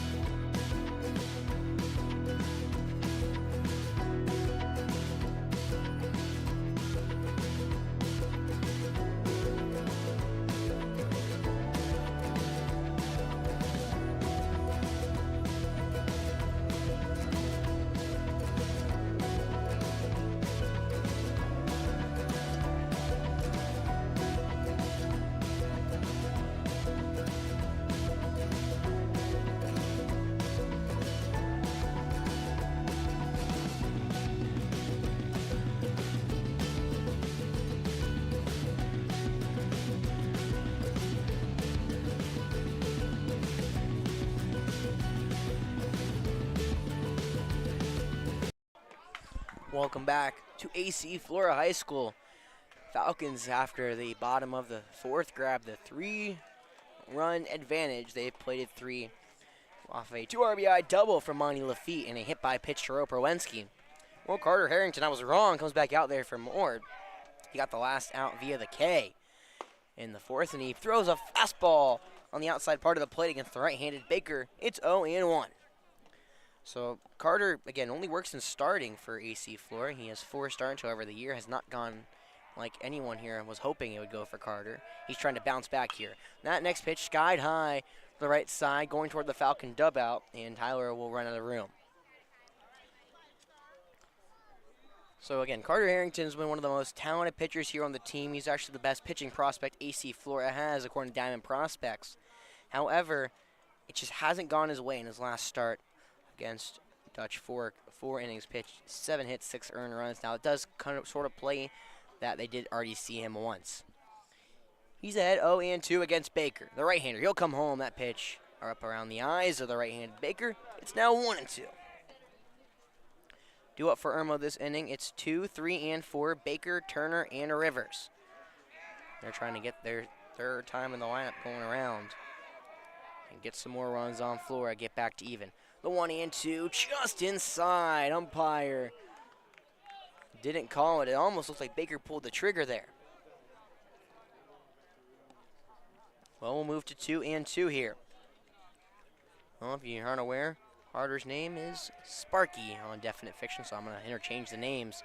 Sparky will wind and deal the 2-2. Got the outside part of the plate. Strike number 3. Carter Harrington come into this game, has 2 strikeouts on 2 batters.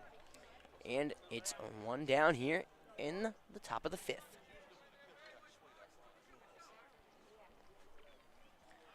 Well, in comes Sam Turner. Sam also has struck out this game. That was back in the 1st. He reached on a fielder's choice before he was left stranded at 2nd, back in the 3rd. The first lefty Harrington will face. There's 1 down here in the top of the 5th. Falcons lead it 4-1. First pitch from Sparky coming home way outside in the right-handed batter's box. It's 1-0.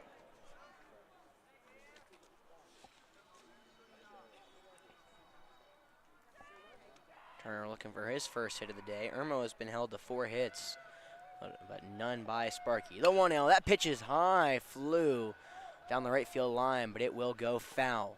Turner got ahead of an off speed, it seemed, and he jumped on it, unfortunately for him.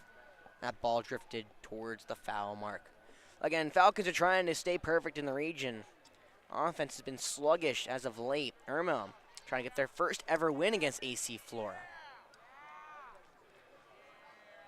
We'll see if either one applies. It's 1 in, 1 out here in the top of the 5th. Nobody on for the left-handed DH. The right-hander, Sparky, will deal home. That pitch kicks some dirt up. It's ball 2. Well, if you think Sparky's throwing fast on your screens, I mean, that is very true here. Sparky's fastball sits up at around 88 miles per hour, where he puts that curveball and slider in the mid-70s. Very drastic differences from Harrington. And as you know, Sparky is only a junior. He's got 1 more year to develop. The right-hander can throw heat, and he's looking to deliver the goods here for AC Flora as we move towards playoffs. Right now, the umpire is getting a little dip of water, and when I mean a dip, I mean he poured it on his head.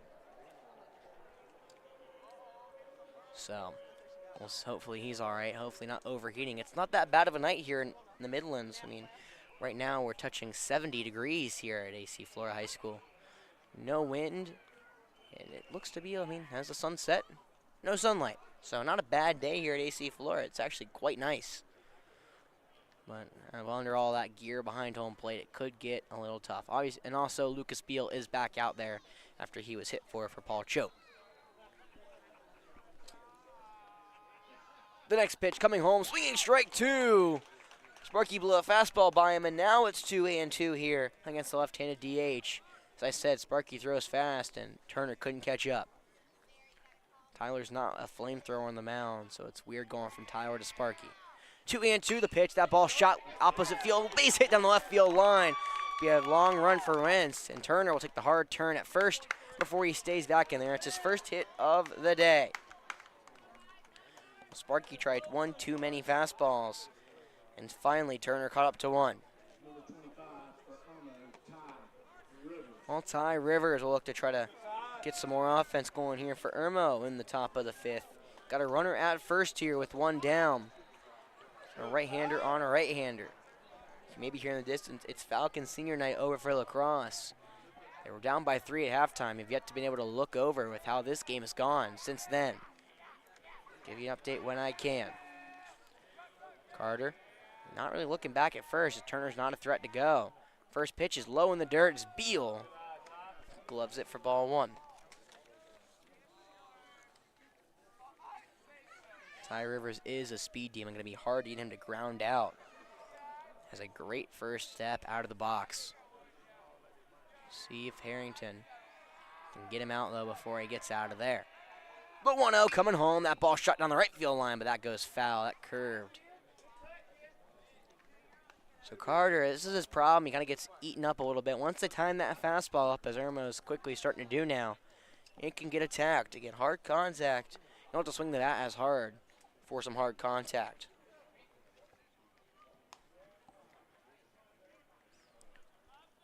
It's 1-1 now, 1 out. Falcons, they just scored again. Now they trail 9-11 against Bishop England. It's 1-1 here. Righty on righty. Harrington trying to get Rivers out. There's a man on first. Falcons lead it 4-1. Sparky will come home. That pitch high, but it's skied in the center field. It's a hit right at Evan Smith, who will make the play for out number 2 in center field. Looked a little better off the bat, but it quickly died in the air. And the Falcons now have 2 away here in the top of the 5th. We'll see if Dylan White can extend this inning for the Yellow Jackets. White is 0 for 2 and has made Roperwensky his best friend over there at second. He's grounded out to him twice.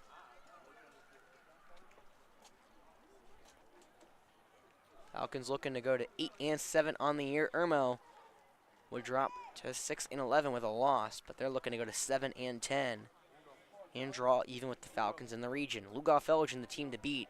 AC Flora currently would be the only team that has a chance if they can. Righty on righty. Carter comes home. The fastball low inside the zone. Strike number 1. So painting that inside part of the plate beautifully is Harrington, and White watched it go by. Dylan comes into the game, now hitting 6 for 21. We came in hitting 6 for 19, but he's been out twice. He only has 1 RBI on the season. It's behind 0-1. The pitch, low and away, outside, ball 1.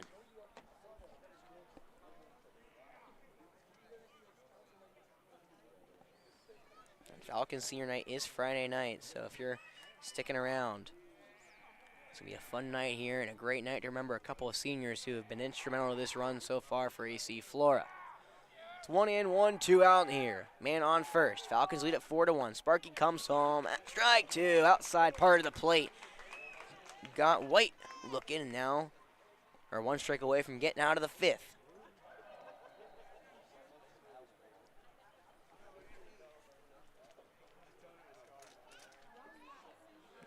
Great smell of hot dogs comes into view, or into the area as it's 1-2, 2 down. Carter, he'll deal home the pitch, fastball, got him looking, strike 3. Looked like Dylan White wasn't it was a weird one because the umpire took a little while to call it, but White thought he got a ball. Either way, it's Sparky's 3rd strikeout of the game, and the Falcons will go to the bottom of the 5th with a 4-1 lead.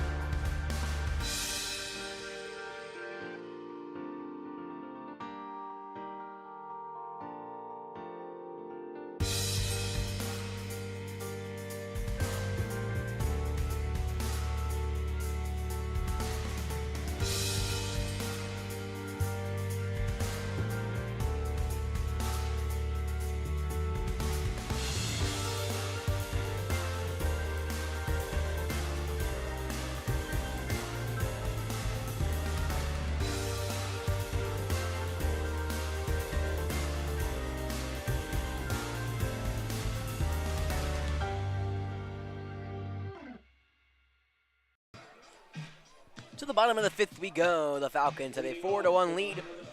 And after 9 batters came to the plate, we're right back where we were. Charlie Scott will come back up here to begin the 5th. Well, Charlie, one of the only Falcons not to get on base last inning. He grounded out, and he fouls one back. It's 0-1 here against Charlie. Charlie grounded out to the shortstop to begin the 4th inning, one of the only Falcons not to get on base, but he has scored 1 of the 4 runs. The 0-1 low, ball 1. It's righty on righty. Here's Parsons back out for more. He got the last 2 outs of the last inning. He gave up 1 run. We'll see if the Falcons can continue to attack him. The 1-1 coming home, low and away, ball 2. And AC Flora, the lacrosse team. Not this one, what we're watching. Now it's drawn within 1 on senior night against the battling Bishops. Rather, not the fighting Bishops of Bishop England. 2-1, the count coming home. Charlie fouls that back, just got a piece of it. And now it's 2-2.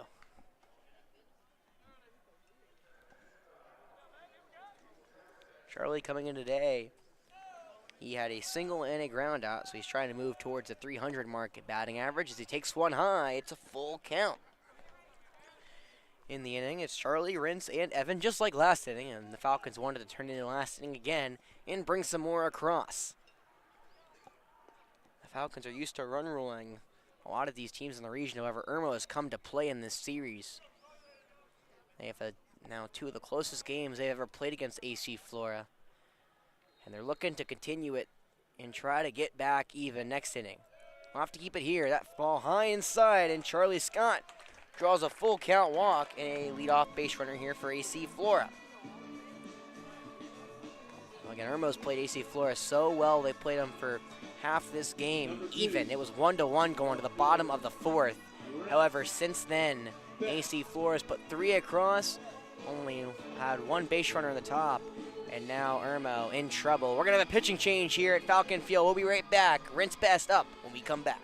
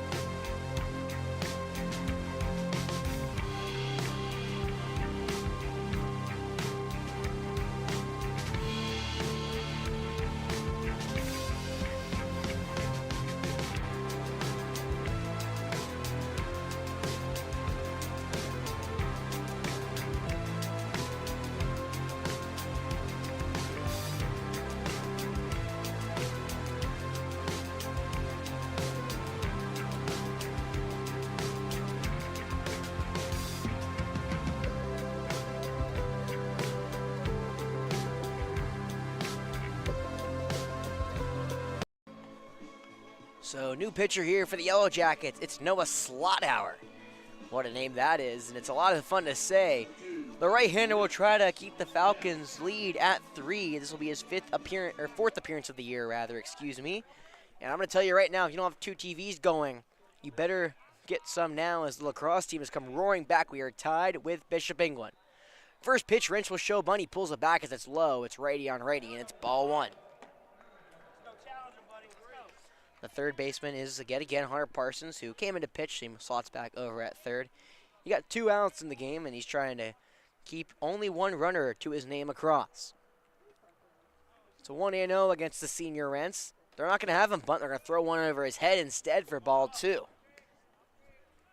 Well, Slothauer's given up 3 earned runs over 2 2/3 innings pitched. He hasn't allowed a hit, though, this year, but his Achilles heel, as we saw with a couple other people like Taylor and Parsons, is the walk. 2-0, that pitch just inside, didn't miss by much, but now it's 3-0 here against the right-handed senior. On deck is Evan Smith. Falcons would love another walk. It'd be walk number 8 in the game. The 3-0 coming home. That's right down Broadway for strike 1. Rentz understandably didn't move the bat. So now he is ahead 3-1. Well, Rentz tonight, he's got on base via the walk, and he's pumped out so far. He's trying to continue that trend here. It's 3-1. They're going to throw back to first. They got him leaning, but that ball skips away from Burdett. And now making the long runs, Charlie Scott. He will go to second. And in an opportune throw, they had Charlie leaning one way towards second. Threw it back, and they couldn't get him out. So that will allow the Falcons now to have a man in scoring position yet again. Irmo's played this game so well. They're trying to not let it slip through their fingers and keep this game close. However, AC Flora's on the brink of trying to break this thing wide open. The 3-1. Wrench shows bunt. That pitch high for ball 4, and Wrench draws the 5-pitch walk. Falcons now have runners at first and second. So Noah Slothauer trying to get out of this inning. Evan Smith will try to put the Falcons up by a couple more.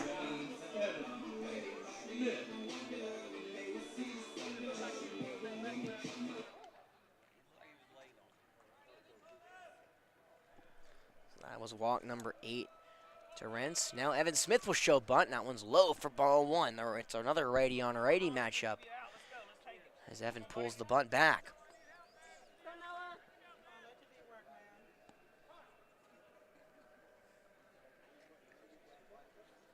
There's been 2 hit by pitches and 8 walks. That means 10 Falcons have become aboard today, and they haven't had to move the bat at all. What a crazy stat that is. Irmo is just beating themselves right now, and the Falcons are taking advantage of their mistakes. They're up 4-1 here in the top of the 5th. It's 4-1.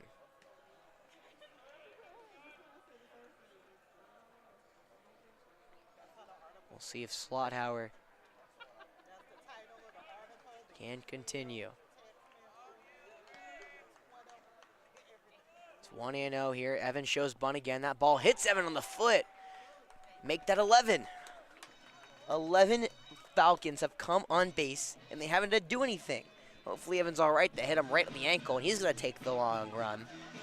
So now Taylor, Parsons, and Slothauer have all hit a batter, and yet again there's action moving over in the Irmo bullpen. That'd be the 4th pitcher of the day here for Irmo, and that would be number 11, Starling. You've already seen him warm up today, but he's getting back warm again.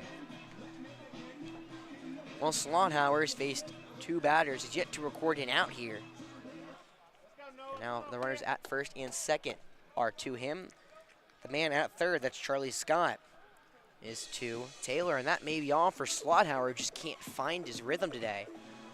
Irmo is trying to keep this game close, but the Falcons have the bases loaded and nobody out. Another pitching change for the Yellow Jackets. We'll be right back.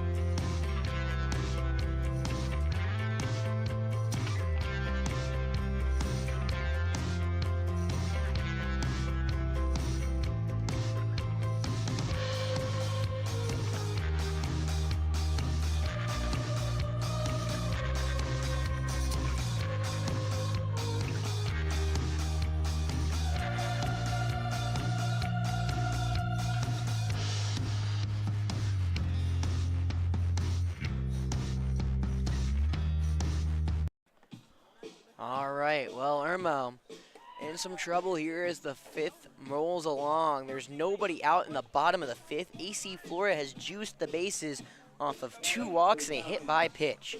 Not what the Yellow Jackets envisioned, but now Monty Lafitte, who's looking to do some more damage, he had a 2 RBI double off of Parsons last inning. Now looking to do it here against the left-handed Sterling. First left-hander in the game for either side, and Sterling throws one right down Broadway. It's strike number 1.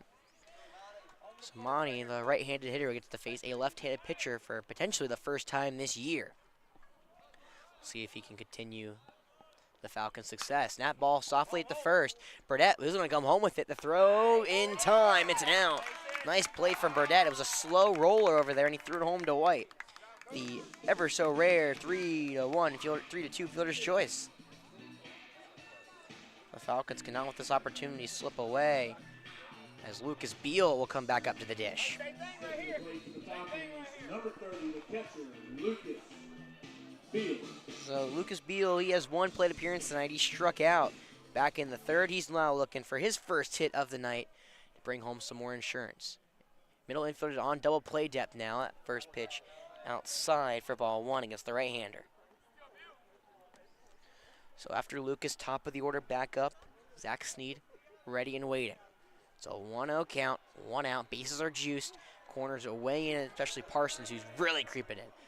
The curveball slipped out of the hand to Starling, and it goes to 2-0. Luckily it slipped, but it was able to be gloved by Dylan White. So Starling, this is his 8th appearance this year. He's a 1.71 ERA. That's pretty incredible. Over 16 in the 3rd inning. Trying to get out of the inning right here. 2-0, and low. He's in danger of walking the 9th AC Flora Falcon today. He's behind 3-0. Falcon runner number 5 on 3rd in the form of Rent's Best. 3-0 coming home. Starling outside ball 4, and Lucas Beal draws a 4-pitch RBI walk. And the Falcons now lead at 5-1. So that runner goes against Slothauer, actually. So there's 1 away. So Harris Rivers will come in to pitch run after it was Matt Scott last inning for Paul Choate. Falcons have him juiced now for the top of the order. Designated hitter for AC Flora, number 15, Zach Sneed. So Zach Sneed, he reached via the walk, shocker, back in the 4th, and he also has popped out and grounded that. That one's hit high on the right side, should be room for Burdett. He's drifting over, and he makes the play for out number 2. And a Falcons, the first pitch, Zach Sneed, he fouls out to the first baseman. And there's 2 away now for Tyler Hernandez. So Tyler, after he was behind 0-2 after a foul ball hit his foot, he struck out looking for the second out in the 4th inning. Now he has the bases juiced with 2 outs. Falcons lead at 5-1 after a runner came across on a walk. Again, that is a lot of walks for AC Flora. It was walk number 9 for them. How about that? First pitch to Tyler, catches the outside part of the plate against the lefty. Strike 1. So it's the second straight lefty versus lefty matchup here Starling will face. He's trying to get out of this inning unscathed on his end. That pitch, low, ball 1, just missed against the left-handed Hernandez, who is 0 for 3 today. He reached on an error back in the 3rd, but he struck out and popped out in his other 2. Starling's trying to keep this game at 5-1 and keep Irmo in it. The 1-1 coming home. The off-speed hits the dirt. Nice glove by White. Keeps it in front. Now it's 2-1. The inning started out with a walk to Charlie Scott, who got thrown at the plate. Then it was Rentz who walked. Evan got hit.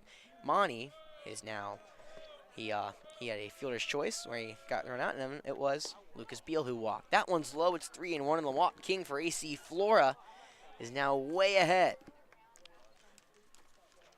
It would be walk number 14 for Tyler, which is easily a team best. The 3-1 comes home. The pitch almost hits him. It stays inside for ball 4, and the Falcons score another via the walk.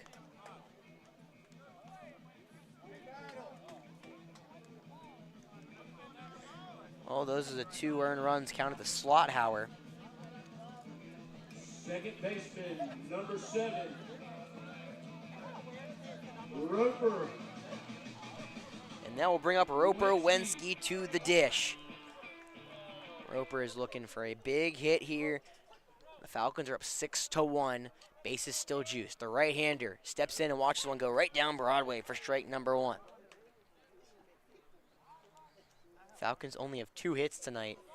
They now have 5, 7, 8, 10 walks. Roper, hard hit up the middle. That's going to be a base hit.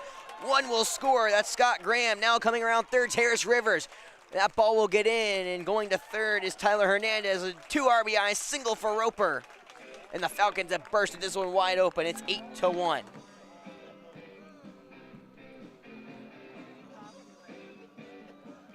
Batting for the Birds. Shortstop, Jack Chetwood, number 1. So Chetwood will come back up, and here, actually, after I didn't think it was possible, he represents the winning run in this game. Chetwood comes home. It's a run rule for AC Flora. There's 2 down in the bottom of the 5th. Falcons have put across 4. Now, it looks like a double steal. Now they're going to try to go to third, tail run. Run comes home, so Tyler does score. Roper's thrown out. Falcons will take it. They go up 9-1 here in the bottom of the 5th. But there's a throw out. Roper got picked off. We'll go to the 6th. Falcons lead it now by 8.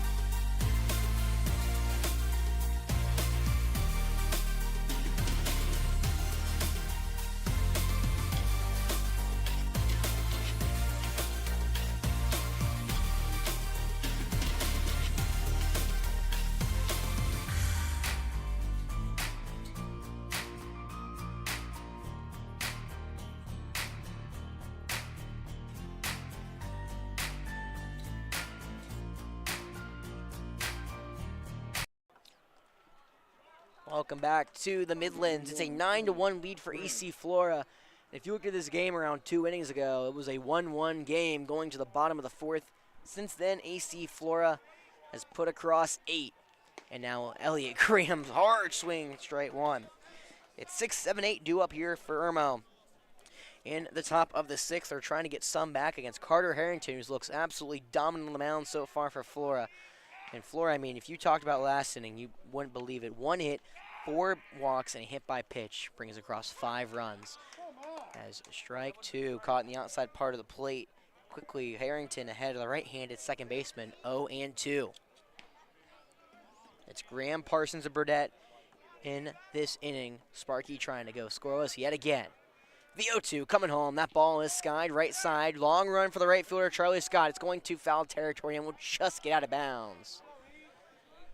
Graham fought a fastball off as Sparky trying to throw 3 straight by him.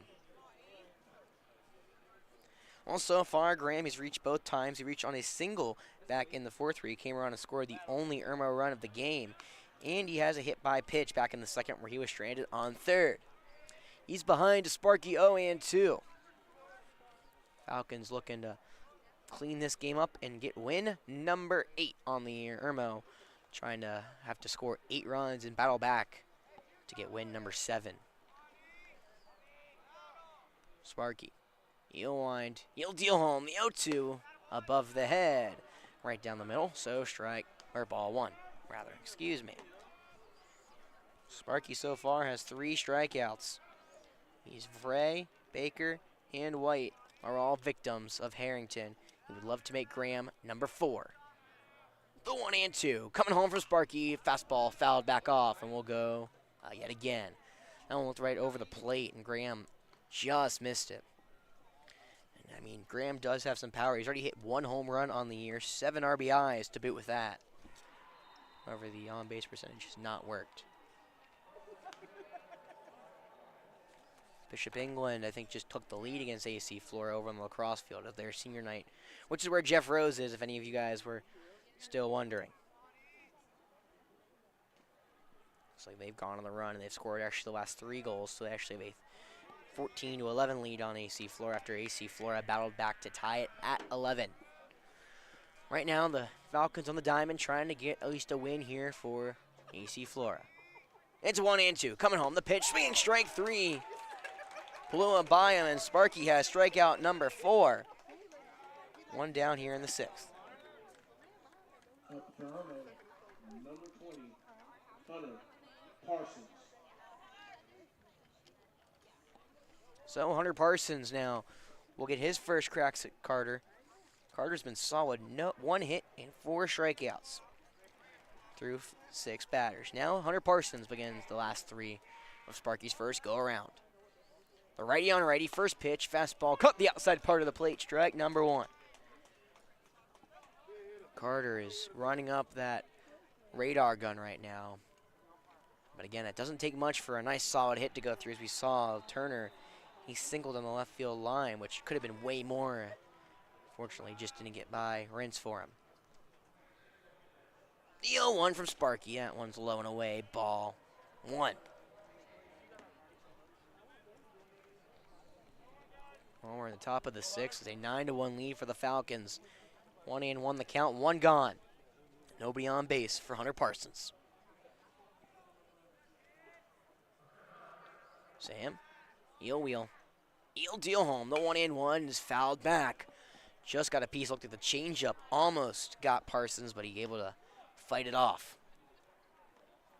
So 1-2 the count, 1 out here for the Yellow Jackets, who are trying to put some more runs across. The only run to come across was an RBI single by the 9-hole Caden Hall. Back in the 4th. The 1-2 coming home. Fastball right down Broadway. Strike 3 looking. Carter Harrington having one of his best outings of the season so far. That's 5 strikeouts through 7 batters. We'll see if Mason Burdette can change that. Mason's reached via the walk, but he also grounded out to the second baseman back in the 2nd.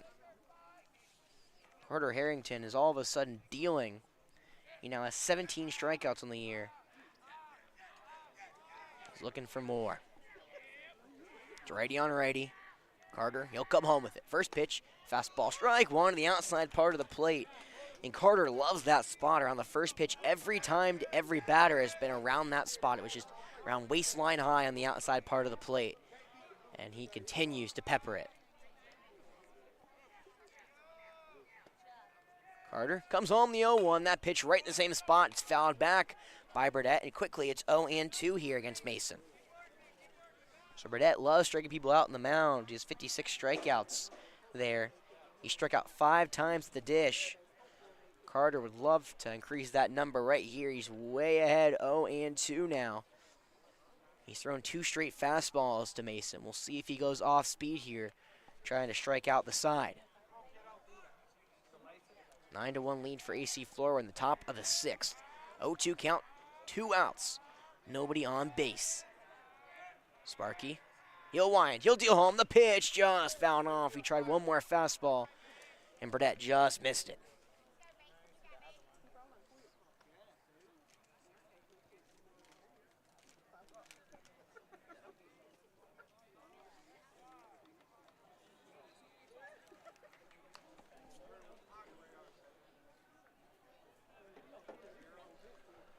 Well, Sparky came in today with an 8.00 ERA. He was the 7th right-handed pitcher in the class of 2025, the junior class. It's been a rough season for him so far. He's way ahead, 0-2, looking for strikeout number 6. He comes home with it. The pitch just fouled off, and Burdett will do it one more time. 3 straight fouls for Burdett. That one looked a little slower, maybe more of a changeup from Sparky over Burdett, able to stay on it. The lengthy right-handed hitter trying to continue the at-bat and get a hit. AC Flora looking to move to the bottom of the 6th to put 2 across and win it. Sparky will deal the 0-2. 2 outs. Comes home. The pitch. Low. Ball 1. Good eye from Burdett, who's put Sparky in a rough situation. He can't throw the fastball by him. The changeup's not working. He tries to go off speed, and it hits the dirt. We'll see what Carter can bring out of his bag of tricks right here. The 1-2. Coming home. That fastball's right into center field. That will drop right in front of Evan for the second hit of the game against Sparky. And 2 out base runners aboard. And Irmo does not go 3 up, 3 down. Number 10 for Irmo, left field. What an at-bat from Burdett. Just kept annoying Sparky. I mean, Carter was ahead 0-2, and well, the second one was a foul ball. He fouled 2 more off. Watched one go by and singled in the center field. How about that? So 1 on, 2 outs here for the 9-hole Caden Hall. Caden has singled the only run home of the game in the 4th. It's righty on righty here as Carter will come home with it. The fastball blows right by Hall. It's strike 1. Swinging, might I add. Hall in his other plate appearances struck out. That one's to Hernandez, though, who had 4 punch-outs in the game. Sparky has 5, meaning 9 Yellow Jackets have been struck out today. The 0-1, he comes home with it. The fastball is fouled back to the right side. It's 0-2. Eerily similar spot as the last batter. Sparky ahead 0-2. Hall was able to foul off a fastball. Usually what Sparky's done from here is throw a fastball by him. Or at least try to for some of the batters. You'll see if he changes it up or if he has the same strategy against Hall. Hall has 4 strikeouts coming into the night. Picked up number 5 against Hernandez back in the 2nd. The right-handed Harrington looking to make it numero 6.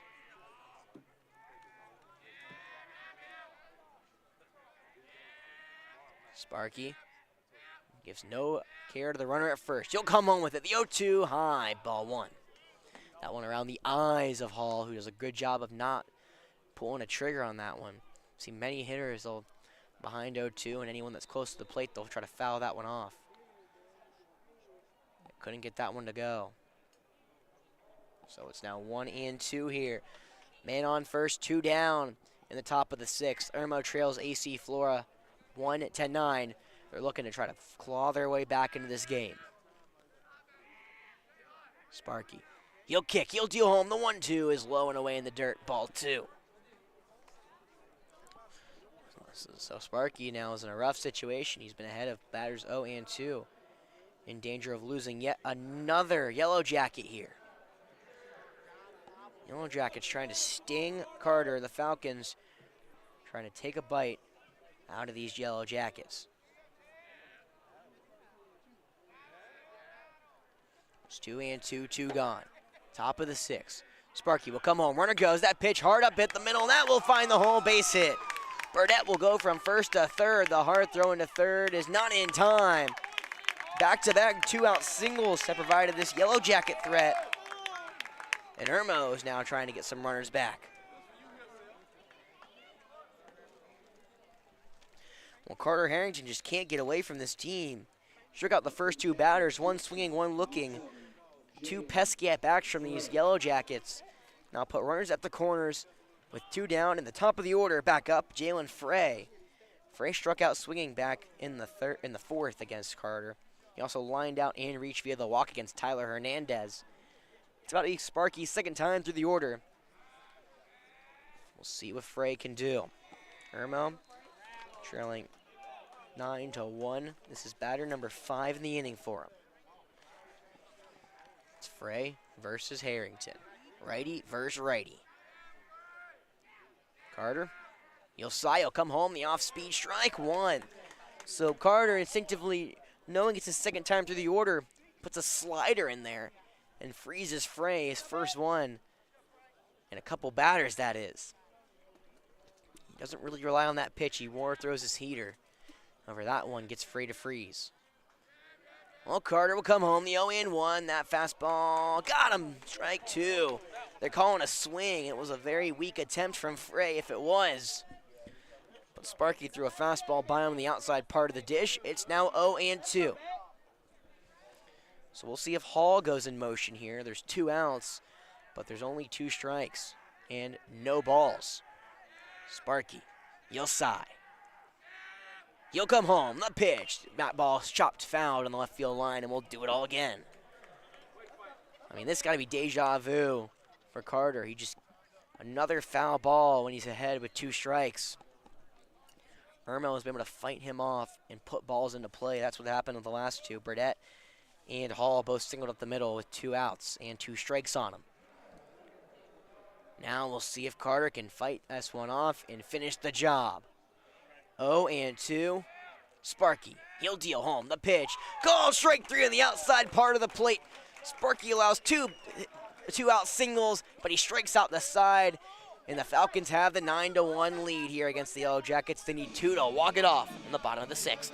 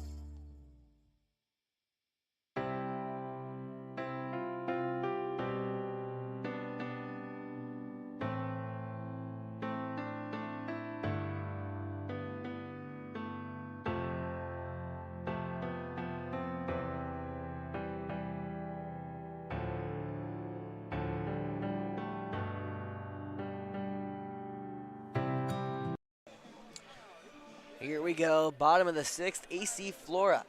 They lead it 9-1 against Irmo. They need 2 to walk it off here. Starling has 1 inning of work under his belt, came in with 2 on and nobody out. Gave up 3 earned runs off of 1 hit and 2 walks. He's now trying, and 1 hit by pitch, might I add. So he's trying to fight off the Falcon threat and keep this game going 7. Jack Chetwood, the right-handed hitter, watches strike 1 go by against the outside part of the plate. It's 0-1 here against the lefty on the mound. Starling coming into the day leading the Yellow Jackets in ERA. That unfortunately probably does not pass. And Burdette probably leads that one. Unfortunately, you don't have live stats here. 0-1 bounces into the dirt. It's now 1-1 here against Chetwood. So it's 4, 5, and 6 here for the Falcons in the 6th. Chetwood 0 for 3 tonight with a line out, a fly out, and a ground out. Only needs the strikeout to complete the trifecta, or the quartet, I guess.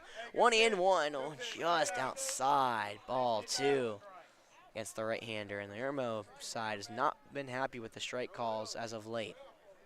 2-1 the pitch, coming home. That off speed stays high, ball 3.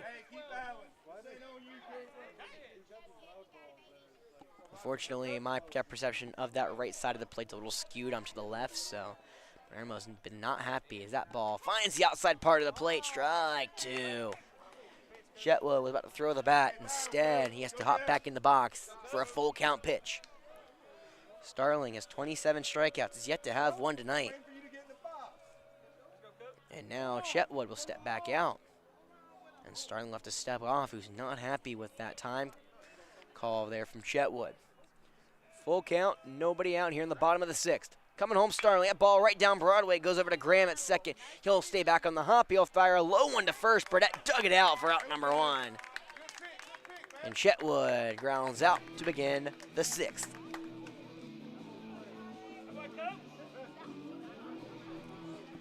Well, Charlie Scott will now try his fair share here against Starling. Charlie actually started the last inning against Thomas Taylor, where he reached off of the walk. He has reached twice. He singled back in the 2nd and grounded out in the 4th. He now watches strike 1 go by against Starling on the outside part of the zone. So Starling getting very close to his own couple only batters he hasn't faced yet as he throws one inside, brushing Scott off the plate. It's 1-1. And the Falcons need 2 runs to finish it off in this inning. If not, we go to the 7th, where Irmo needs 8 to keep it alive. The breaking ball doesn't break, it stays high. It's now 2-1. Looks like Starling tried to throw a breaking ball high and away. Instead, that one stayed around the eyes of Charlie Scott. So now it's 2-1, the lefty on the mound, dealing to the righty at the dish. 2-1, 1 out. And that one's called strike. The curveball stays inside, but gets us the zone. So it's 2-2. 2-2, 1 out. Scott. Quickly, Starling works that pitch, low and away, ball 3 in the 2nd straight full count pitch. Incoming this time to Charlie Scott. Charlie has now 8 walks so far this year. It's a long road to Chase Tyler, but one right here would do it. 3-2 coming in. That one's strike 3 in the low part of the zone. Throw it around. Irmo and Starling strikes out his first one of the day. There's 2 down. So Rent's best, technically the last chance the Falcons have here in the 6th. He would need to get on, and then Evan Smith would then take the form of the winning run. Well, if anyone can have some power and some pop to get the Falcons one more, it's Rent's best. He is the only homer for the Falcons. The right-hander watches strike 1, the off-speed changeup go on the outside part of the plate. So, and 1-2 gone here. Starling trying to work through a scoreless, and that ball's fouled off of Rentz. They're going to say it hit him, but now they're going to throw over to first, and we'll get the out. I thought it hit off of Rentz. I guess it didn't. So the first 3 up, 3 down inning of the game goes to the Yellow Jackets here in the 6th. 2 groundouts and a strikeout for Starling, and we will go to the top of the 7th. Falcons lead at 9-1.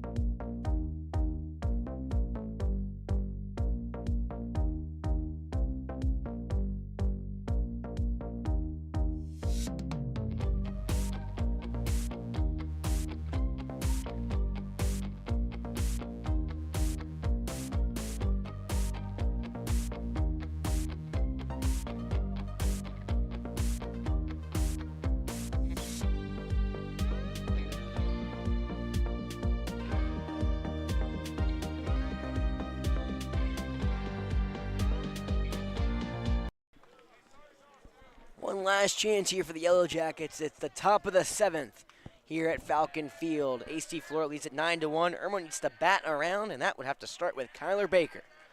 It's the right-hander on the right-hander. The first pitch low and away from Harrington. It's ball 1. Will Harrington's now starting his 2nd time through the order here against the Yellow Jackets. The first time he struck out Baker looking. Baker's reached off of an error in the 3rd and struck out looking in the 1st. He hits one hard up the middle for a base hit. And just like that, Baker improves his day to 1-4. for the 4th hit here against Carter. So Irmo, now that's what the start they needed. Now comes up Sam Turner, who has one of now the 4 hits against Carter. He lined on the left field line for a base hit. Over as a soft liner, and Rentz was able to get it in quickly, was keeping him at bay for a single. The only lefty here in the Irmo lineup. Carter will deal to him. First pitch, right down the middle, that one's fouled straight back towards the forestry of Forest Acres. So 0-1. So Turner today, he's ground into a fielder's choice back in the 3rd. He singled in the 5th, and he struck out looking in the 1st. He's looking to keep this Irmo offense on the diamond and try to get them closer to that 9-1 lead that Flora holds. AC Flora scored all of their runs. They scored 8 runs in the 4th and 5th innings off of little to no hits. The 0-1 stalled, strike 2 on the outside part of the plate. Just caught the outside part of the dish. And now it's 0-2 here with nobody out. The runner on first is Baker. They could send him, but they haven't shown much anticipation. He seems pretty tame over there. The 0-2 comes inside and brushes Turner off the plate. It's 1-2 now. Kyler does have 3 stolen bases this year. I don't say he's one to go compared to the other players in this lineup for the Yellow Jackets. We'll see if he tries. Turner looking for RBI number 6. They can get Kyler on flying. The 1-2 coming home. Fastball just low and inside. That one didn't miss by much, but it missed by enough to keep Turner in the at-bat.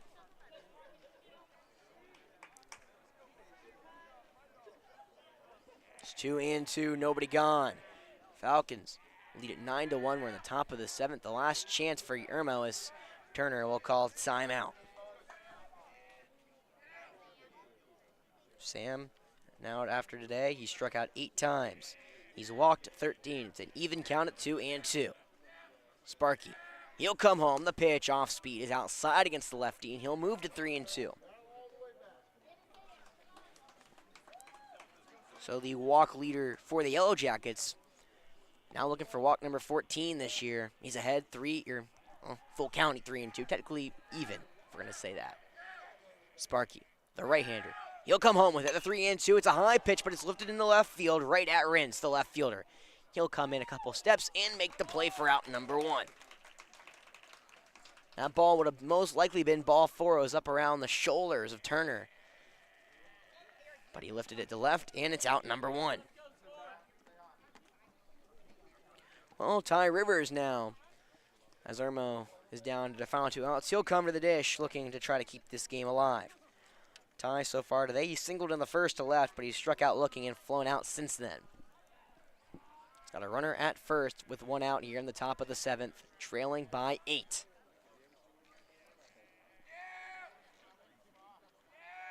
The 0-1 coming home. That ball hard hit to the left side. Chetwood plays it back on the hop, throws it to second for 1. Roper to first, not in time. As I said earlier in the game, Rivers is fast, easily beating out that infield hit, and staves off the double play, and the Yellow Jackets now move to their final out. Number 8, the catcher, Dylan White. Well, Dylan White quickly becomes the last chance the Yellow Jackets have in this game. Rivers legs out what could have been a game-ending double play ball, and now Dylan White will try to keep this game alive. They need 8 runs with 2 outs. Crazier things have happened. It's righty on righty here. First pitch coming home. Sparky, that ball's grounded, fouled on the left field line, chopped. So I think officially, unfortunately, over on the lacrosse side, AC Flora has lost their varsity lacrosse game, their varsity senior night,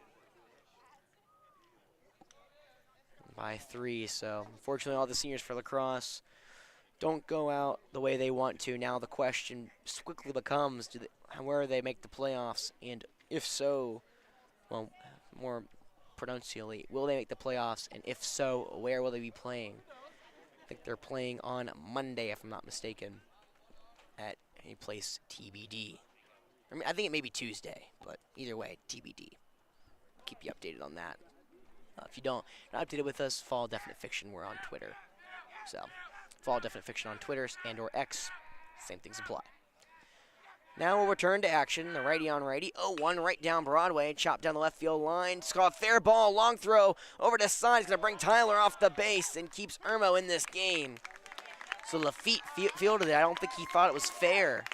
So he took a second to throw it and had to quickly fire it. That throw would have been in time, but it brought Tyler off the base. So Irmo stays alive with a 2-out single. Well, White has his first hit of the game, and we'll see if Graham can get home his second hit of the game. Graham has had a single back in the fourth and came around to score the one and only Irmo run. Since then, or other than that, he struck out and was hit by a pitch. There's a courtesy runner over at first. However, it does not really matter for the Falcons. They're just trying to get through this one. There's 2 on, 2 out here in the bottom, or the top of the 7th. Elliott Graham looking to try to keep the game alive for Irmo, who's chasing 8.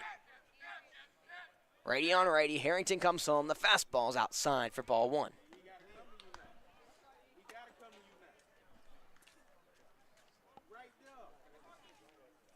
And Graham's not having the season he's wanted, but he can really juice his stats right here with an RBI double that brings home 2. It's 1-0. He's ahead. The pitch from Carter inside. Ball 2. Very scary. It was high inside toward the shoulder of Graham, who had to brush off. So after Graham, if it gets that far, it's Hunter Parsons.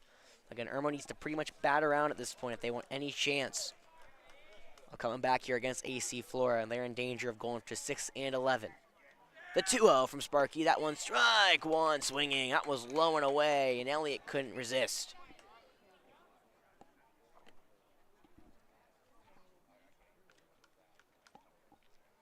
Two and 1, 2 outs.